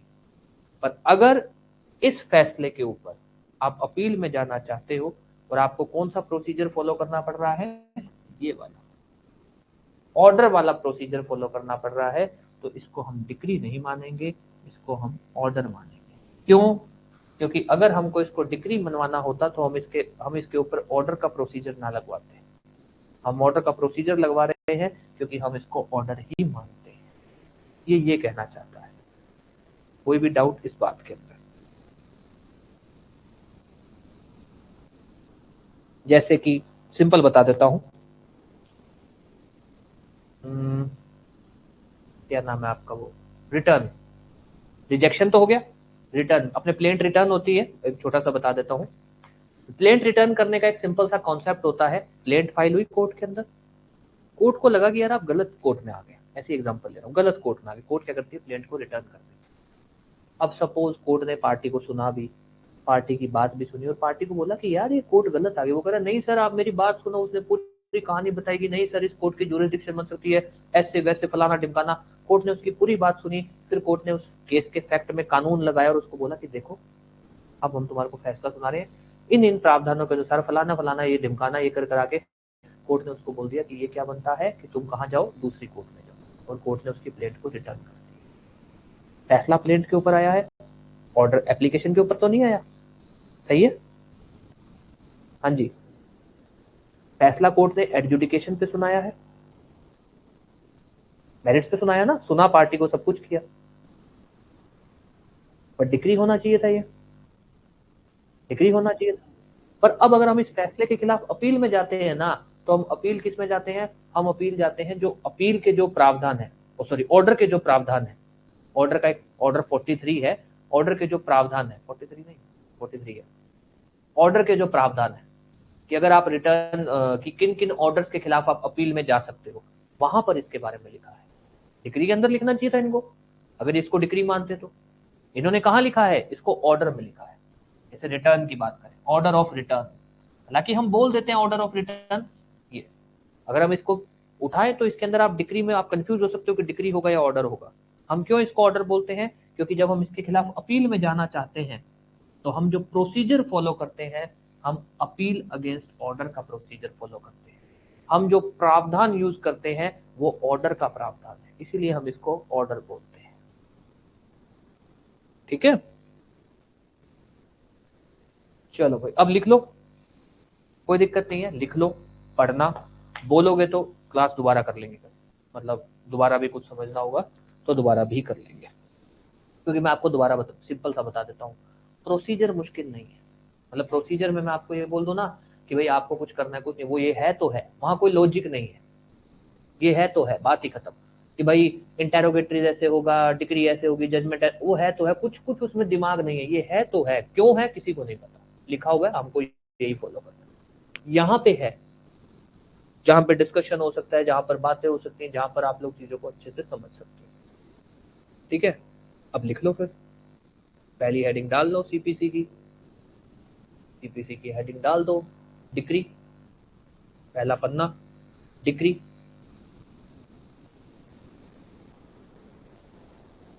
डिक्री लिखवा दूं, डाल दी हेडिंग, चालू कर दो बोलना।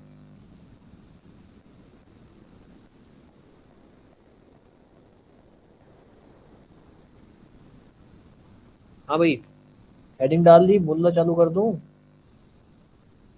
ठीक है, डिक्री की हेडिंग डाल दो, अब उसमें लिखो, ये सॉरी पहले तो ये लिखो, डिक्री की हेडिंग डाल के अपने को इसमें क्या क्या पढ़ना है, चाहे तो ऐसे बना लो, चाहे लिख लो कि क्या क्या बातें पढ़नी है, सिर्फ इतना ही पढ़ना और कुछ नहीं पढ़ना। दो ही केस लो हैं जो याद रखने हैं, फूलचंद गोपाल और शंकर वर्सेस चंद्रकांत, और कोई केस लो नहीं याद रखने।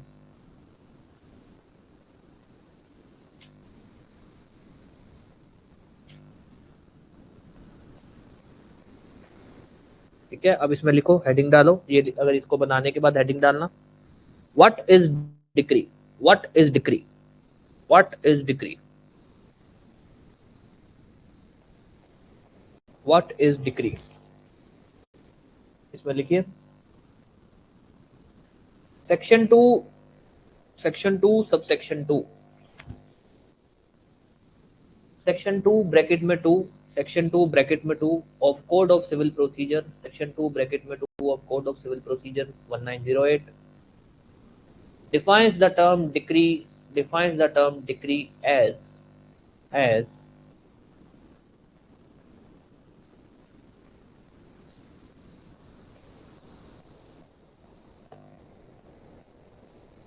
a formal expression,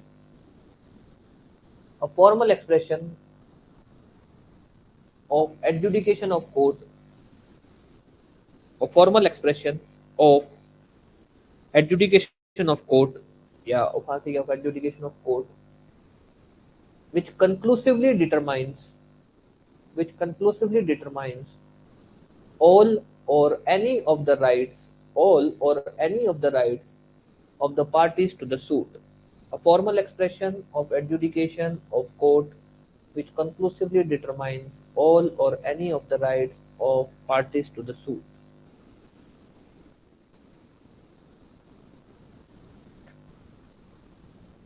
ठीक है, फुल स्टॉप। अब पैरा चेंज करके ना इसी को सिंपल लैंग्वेज में लिख लेना। अगर सिंपल लैंग्वेज में मैं इसलिए लिखवा रहा हूँ कि भाई अगर कभी भी नहीं, ये जो इंटरव्यूज होते हैं इसमें क्या होता है, वो लोग चाहते हैं कि भाई जैसे कई बार ऐसे बोल देते हैं कि अच्छा ये तो बेरेक्ट की लैंग्वेज हो, अपने हिसाब से बताओ क्या है। तो एक ये हो गया, दूसरा ये हो गया कि भाई अगर आपको अभी ये वाली चीजें याद करने में से शुरू की लाइनें ये, तो एक बार चाहे वो बेसिक याद कर लो, फिर धीरे धीरे इस पे कमांड बना लो। ठीक है, पैरा चेंज करके लिखो, ये डिक्री क्या होती है, it is a decision of civil court, it is a decision of civil court which which conclusively determines, which conclusively determines the rights of the parties to the suit, full stop. It is a decision of civil court which conclusively determines the rights of the parties to the suit. Full stop. It is passed. It is passed after adjudication in a civil suit. In a civil suit. It is passed after adjudication in a civil suit. Full stop. Full stop. ठीक है। उसके बाद what is degree हो गया। उसके बाद para change करके लिखिए। पैरा चेंज करके लिखिए। अ डिक्री में भी डिक्री में भी प्रिलिमिनरी और फाइनल। अ डिक्री में भी प्रिलिमिनरी और फाइनल। डिग्री में भी प्रिलिमिनरी और फाइनल। डिग्री में भी प्रिलिमिनरी और फाइनल। अब अगली हेडिंग डालिए। अगली हेडिंग डालिए। Deemed decree. Deemed decree. Deemed decree. DEEMED। Deemed decree. सीधा लिख दो ना, इसमें कुछ फ्रेमिंग करने की जरूरत नहीं, लिख सकते हो इतना तो आप। Following shall be considered as decree. ठीक है। Number one. Number one.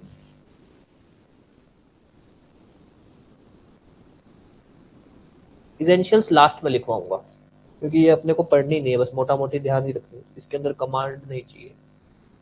आ गया deemed decree. Deemed decree number one, rejection of plaint.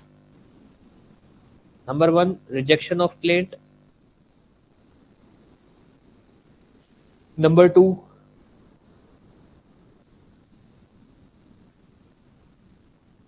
Number one rejection of plaint. लिखना चाहता हूँ इसलिए number one rejection of plaint, bracket में order 7 rule 11। Number two, number two determination of question या determination, हाँ ठीक है, determination of question under section 144 of CPC. Rejection of plaint under order 7 rule 11। Determination of question on application under section 144, on application under section 144 of CPC, deemed decree। इसी के बाद अगली heading डाल दो।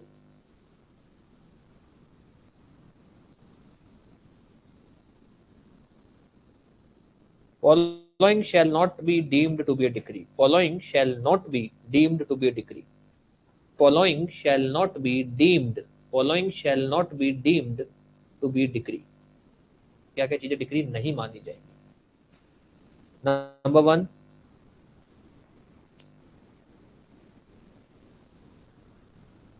any adjudication, any adjudication against which appeal lies, against which appeal lies as an appeal against order। Any adjudication against which appeal lies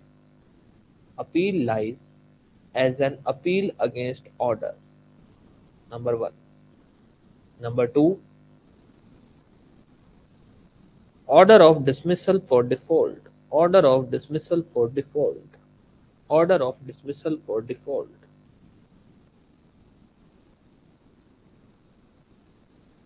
अब आ जाइए, अब इसके अंदर अपने आगे लिखना है। Order of dismissal for default हो गया। अब इसमें देखिए हेडिंग डालना, प्रिलिमिनरी डिक्री, फाइनल डिक्री, ऐसे हेडिंग डालना। प्रिलिमिनरी डिक्री जैसे लिखोगे पूरा स्लैश फाइनल डिक्री, ऐसे प्रिलिम डिक्री फाइनल डिक्री में लिखिए।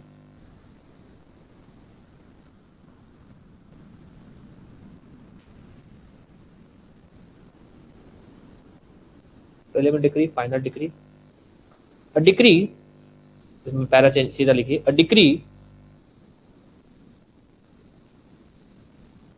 which conclusively determines the rights of the parties to the suit, a decree which conclusively determines the rights of the parties to the suit, but it does not completely dispose of the suit। A decree which conclusively determines the rights of the parties to the suit, but it does not completely dispose of the suit, is called as preliminary decree, is called as preliminary decree। Para change करके लिखिए। A decree which conclusively determines the rights of the parties to the suit and completely dispose of the suit, A decree a decree which conclusively determines the rights of the parties to the suit and completely dispose of the suit is called as final decree. Is called as final decree. इसमें लिखिए इन शंक bracket para change करके इन Shankar versus Chandrakant 1997 कौन गया Shankar versus Chandrakant in Shankar versus Chandrakant in Shankar versus Chandrakant AIR 1995 in Shankar versus Chandrakant AIR 1995 it was held that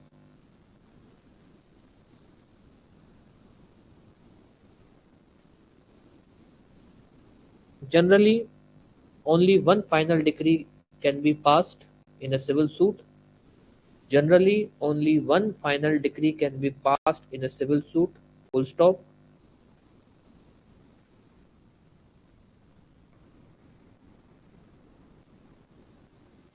Generally only one final decree can be passed in a civil suit. Full stop.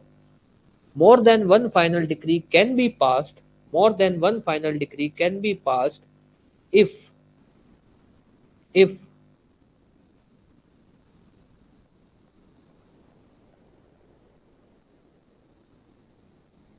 it is a case of joinder of cause of action. मतलब एक से ज्यादा cases होते हैं तो cause of action बोल देते हैं. Joinder of cause of action.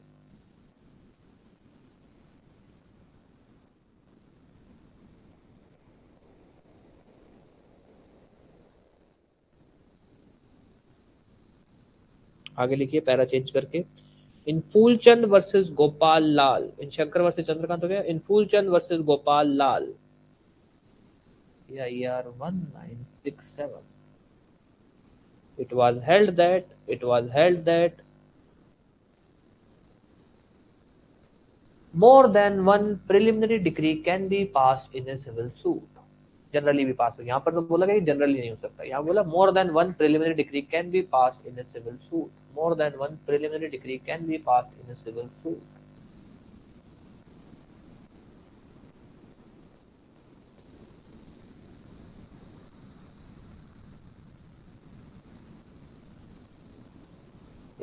उसके बाद एक बॉक्स बना दो प्रिलिमिनरी डिग्री फाइनल डिग्री वाला प्रिलिमिनरी डिग्री फाइनल डिग्री वाला बॉक्स बना दो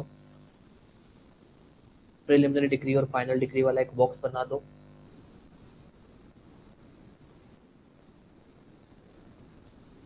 प्रिलिमिनरी डिग्री में लिखिए it does not completely dispose of the suit it does not completely dispose of the suit it does not completely dispose of the suit it does not completely dispose of the suit final degree में लिखिए it completely dispose of the suit it completely dispose of the suit it does not completely dispose of the suit it completely dispose of the suit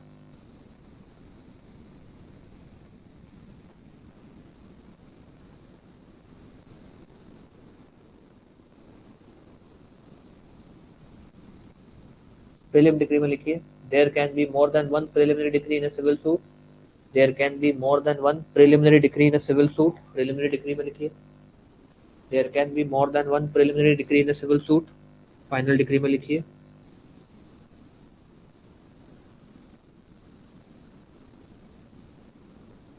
only one final decree can be passed in a civil suit only one final decree can be passed in a civil suit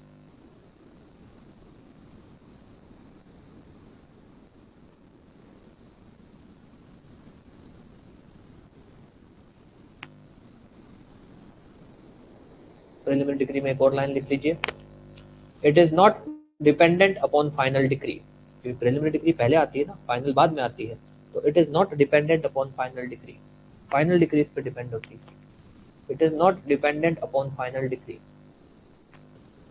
पे लिखिए it is dependent upon preliminary degree it is dependent upon preliminary degree it is dependent upon preliminary degree इसको समझा देता हूं, मैं रह गया था बताना, सॉरी सॉरी।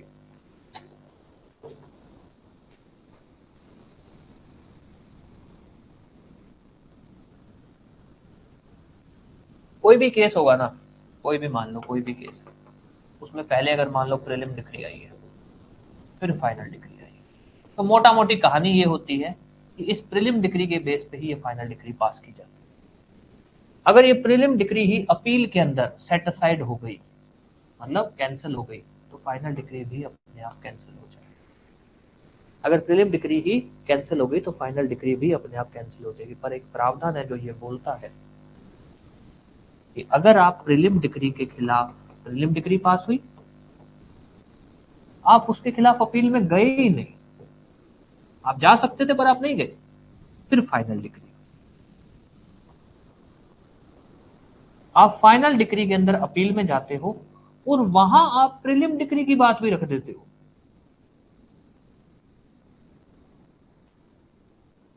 प्रीलिम डिग्री पास हुई, ठीक है, प्रीलिम डिग्री के बाद आप अपील में जा सकते हो, आप नहीं गए, आप फाइनल डिग्री जब पास होगी उसके बाद अपील में जाते हो और वहां आप प्रीलिम डिग्री की भी बात रख देते हो। Sorry, not allowed, not allowed. जिस समय प्रीलिम डिग्री पास हुई थी उसी समय आपको जाना चाहिए था, आप नहीं गए, आपकी गलती। हालांकि कानून ये बोलता है कि भैया प्रीलिम डिग्री फाइनल डिग्री आपस में कनेक्टेड है, कि फाइनल डिग्री उस पर डिपेंड होती है। अगर आप प्रीलिम डिग्री के खिलाफ अपील में जाते हो और ये डिग्री सेटिस्फाइड हो जाती है तो ये डिग्री भी अपने आप फेल हो जाएगी अगर पास हुई थी तो। पर इसका मतलब ये नहीं है कि आप फाइनल डिग्री में भी प्रीलिम डिग्री की बात उठा लोगे, नहीं उठा सकते। ये बात समझ आई कि एक चीज जो एक है जिसको हम बोलते हैं कॉन्सेप्ट, जो ये बोलता है कि प्रीलिम डिग्री और फाइनल डिग्री आपस में इतने कनेक्टेड है कि अगर प्रिलिमिनरी डिग्री कोर्ट सेटिस्फाइड कर देती है तो फाइनल डिग्री भी सेटिस्फाइड हो जाएगी, फेल हो जाएगी, क्योंकि वो आपस में डिपेंडेंट है। बट प्रोसीजर ये भी बोलता है, जिसको हम पढ़ रहे हैं, जो सीपीसी जो हम पढ़ रहे हैं, कि भैया इसका मतलब ये नहीं है कि फाइनल डिग्री में तुम प्रीलिम डिग्री घुसा लोगे, ये नहीं चलेगा।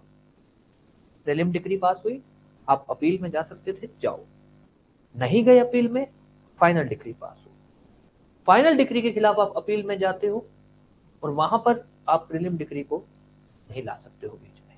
ये बात समझ आ गई? ये बात समझ आ गई? हाँ जी, ये बात समझ आई। ये प्रोसीजर है, ये प्रोसीजर है। जी शेफाली।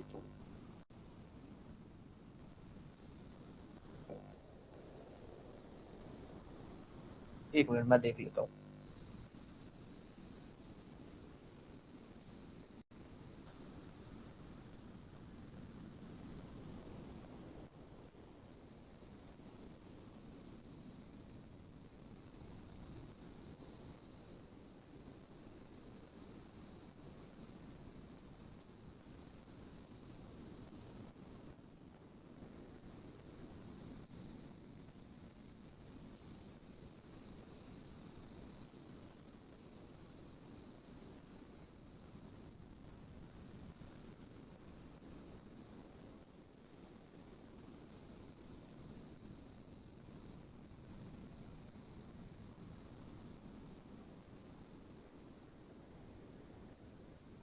कोई बात नहीं, मैं करवा देता हूँ। इसका क्या है, क्या नंबर है? 79769 10 5 86।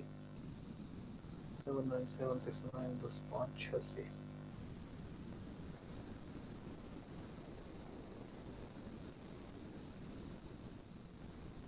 चलो मैं करवा देता हूँ इसका इलाज। चलो इस पे आ जाओ। कॉन्सेप्ट ये है, ये प्रोसीजर है।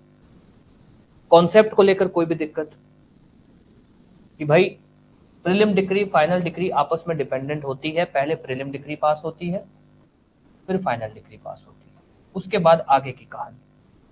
अगर फाइनल डिग्री जो प्रीलिम डिग्री आपस में स्टेज हो गई, प्रीलिम डिग्री फाइनल डिग्री आपस में किस तरह से डिपेंडेंट होती है कि अगर प्रीलिमिनरी डिग्री सेट असाइड हो जाती है, जिसको हम बोलते हैं कोर्ट उसको रद्द कर देती है, सिंपल भाषा में बोलो तो फाइनल डिग्री अपने आप फेल हो जाएगी, उसके ऊपर कुछ करने की जरूरत नहीं है। ये बात समझ आ गई?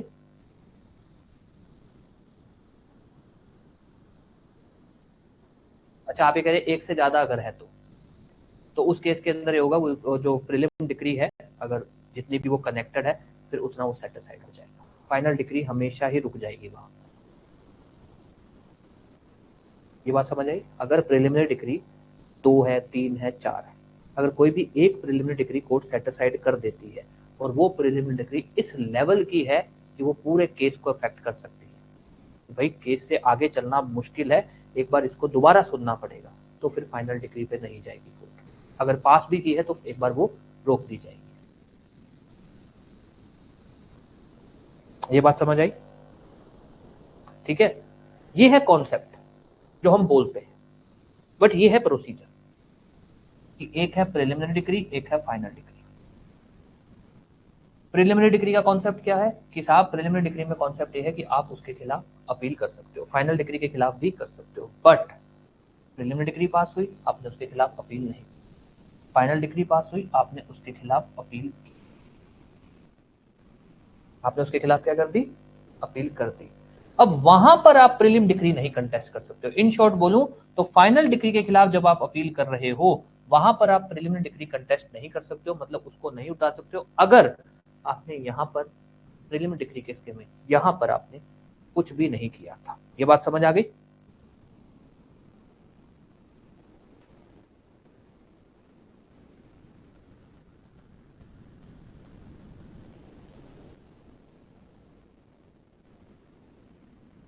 हाँ जी, ये बात समझ आ गई? ठीक है, ठीक है। चलिए अब इसको लिखना है, थोड़ा बहुत लिख लीजिए। ये वाला डिफरेंस तो लिख लिया था ना आपने, प्रीलिमिनरी डिग्री और फाइनल वाला, कि प्रीलिमिनरी डिग्री ये वाला लिख लिया था क्या कि फाइनल अगर प्रीलिमिनरी डिग्री फेल होती है तो फाइनल डिग्री फेल हो जाएगी, या सेटिस्फाइड होती है फेल हो जाएगी। Preliminary degree is not dependent upon final decree, final degree is dependent upon preliminary degree. ये लिख लिया? ये लिख लिया ना? अब इसके बाद बस ये 2 पॉइंट लिख लो, बस एक एक स्टार मार्क करके कि if preliminary degree is set aside on appeal, if preliminary degree is set aside on appeal, if preliminary degree is set aside on appeal, if preliminary degree is set aside on appeal, comma, final degree fails automatically. If preliminary degree is set aside on appeal, final degree fails automatically. Final degree fails automatically. ठीक है, एक और star बनाकर लिख लीजिए, star बनाकर लिख लीजिए। If no appeal was made against preliminary decree, if no appeal was made against preliminary decree and appeal was made against final decree, if no appeal was made against preliminary decree and appeal was made against final decree, if no appeal was made against preliminary decree and appeal was made against final decree,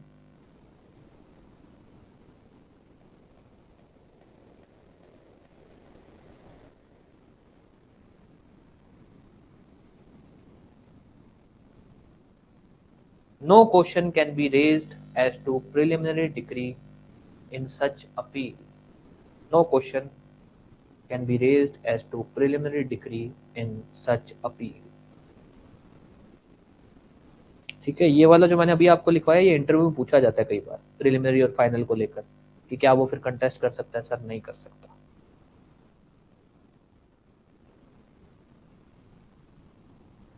ठीक है, degree को लेकर जितना भी अपने को पढ़ना था, डिग्री क्या है, डिग्री की एसेंशियल, डिग्री डीम्ड डिग्री, कब हम बोलेंगे कि डिग्री डीम्ड नहीं है, difference between preliminary and final, preliminary क्या होती है, फाइनल क्या होती है, सफिशिएंट। इससे ज्यादा कुछ नहीं है, 2 ही केस लो इसमें पढ़ने। वैसे तो एक ही केस लो इंपॉर्टेंट है, फूलचंद गोपाल लाल, शंकर चंद्रकांत तो वैसे लिख देते हैं अपने, फूलचंद गोपाल लाल ही है जो इंपॉर्टेंट है।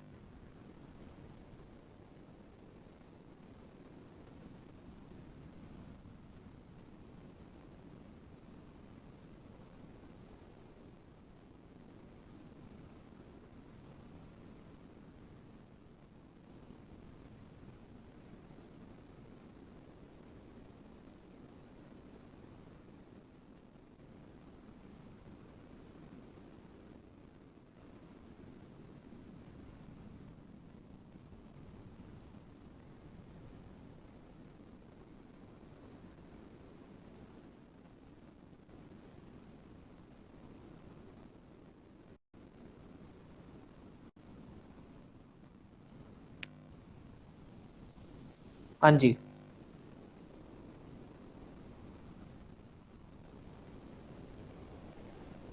कोई भी डाउट, किसी को कुछ भी कुछ पूछना है, डिक्टेशन में कोई दिक्कत, कुछ समझने में कोई दिक्कत, कुछ भी।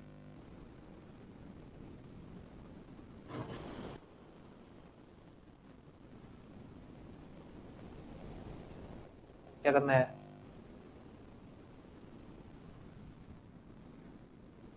यस, कोई डाउट किसी का, कोई भी, कोई प्रॉब्लम नहीं है, कोई डाउट कुछ भी नहीं है, सब समझ आ गया, नहीं आया कुछ भी?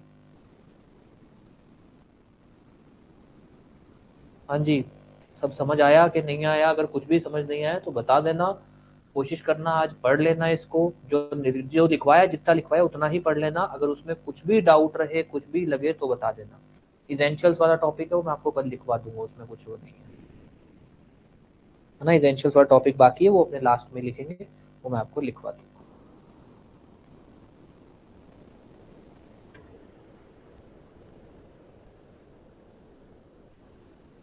ये लोग पता है क्या, एक इन्होंने कैसे कहानी बना रखी है कि भाई मान लो एक केस है जिसके अंदर उस बंदे ने 2-3 रिलीफ मांग ली है, और वो तो 2-3 रिलीफ आपस में बिल्कुल अलग अलग है।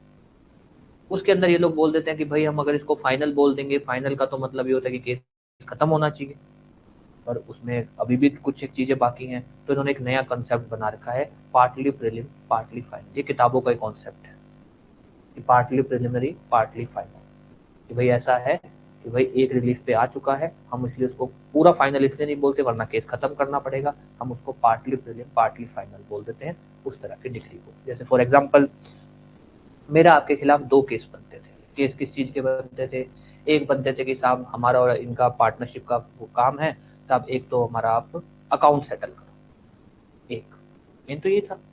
दूसरा साहब ऐसा है कि इनको बोलो कि भाई जो जो भी अकाउंट बुक्स वगैरह है वो मुझे दी जाए, मतलब मुझे भी उसकी कॉपीज वगैरह दी जाए, मैं देख सकूं। मैं तो 2 रिलीफ मांग रहा हूँ आपसे कोर्ट से। मेन तो मेरा क्या था? अकाउंट सेटलमेंट का, पार्टनरशिप का अकाउंट था, अकाउंट सेटलमेंट करके मेरे जितने पैसे बनते हैं या जो भी है, हमारा हिस्सा विस्सा, हमारा हिस्सा डिसाइड किया जाए, जो हिस्से के हिसाब से हिस्सा बनता है, पैसा बनता है, वो दिया जाए। तीसरा मैंने ऐसे ही ले आया, इसका इस ग्राउंड से कोई, इसका इस केस से कोई लेना देना नहीं। तीसरा मैंने कि सर मेरे को अकाउंट्स भी दिलाए, तो टोटल अलग रिलीफ है भाई। पार्टनरशिप के अंदर, सेटलमेंट ऑफ अकाउंट्स के अंदर अकाउंट्स लेने का कुछ वो मेन नहीं बनता, जो टोटल अलग रिलीफ है। सपोज कोर्ट ने कह दिया कि हाँ भैया इनको अकाउंट्स दो, और कोर्ट ने ये भी कह दिया कि इनका हिस्सा बनता है इतना, हिस्सा बनता है। अब देखा जाए तो अकाउंट्स वाले रिलीफ पे तो मेरे को फाइनल आ गया, उसमें तो भी कुछ आगे बाकी नहीं है, कुछ भी बाकी नहीं है। तो वहां तो ये बनना चाहिए कि फाइनल डिक्री हो गई भाई मेरे केस में। बट कोर्ट कहती है कि नहीं, अगर हम इसको फाइनल बोल देंगे तो केस तो खत्म होना चाहिए, केस तो अभी भी बाकी है। इसलिए नाम दे देते हैं पार्टली प्रिलिमिनरी पार्टली फाइनल। जिस केस, जिसको एक राउंड भी बनाते हैं कि एक केस के अंदर एक से ज्यादा फाइनल डिग्री हो सकती है। ये बात समझ आई है ना? ये ऐसा सा है। तो पार्टली प्रिलिमिनरी पार्टली फाइनल ये हर केस में नहीं होता। ये जो ऐसे नहीं केसेस जहां पर 2-3 रिलीफ मांगे जाते हैं और वो दोनों तीनों रिलीफ अपने आप में ही अलग अलग होते हैं, ऐसे नहीं कि बहुत आपस में कनेक्टेड हो, कि अगर एक रिलीफ पे फैसला सुनाया जाए तो फिर दूसरे को भी अभी बाकी हो, ऐसा कुछ नहीं है। वो एक रिलीफ पे फैसला अगर सुना दिया गया तो वो वहीं खत्म भी हो जाता है। बट हम इसलिए उसको फाइनल नहीं बोलते क्योंकि अभी भी और केस बाकी है, तो हम बोल देते हैं उसको पार्टली प्रिलिम पार्टली फाइनल।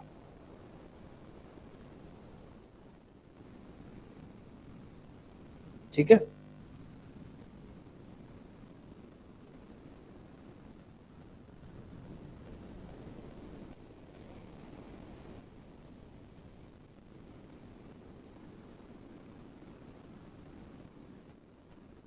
हाँ जी, कोई भी डाउट किसी को किसी भी तरह का।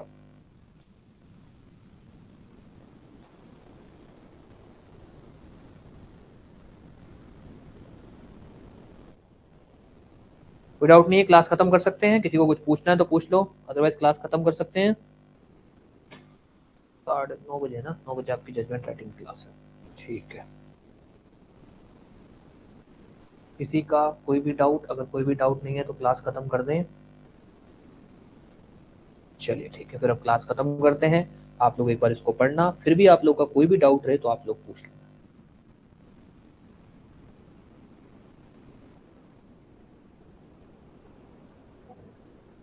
लाइक कोई एक आधा केस का नाम बता दो।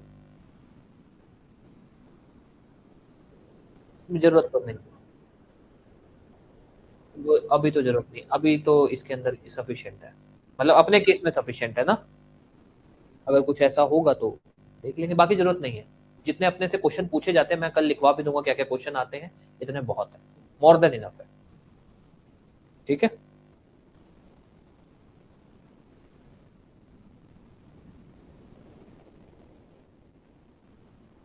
चलिए ठीक है फिर, थैंक यू, अब क्लास खत्म करते हैं।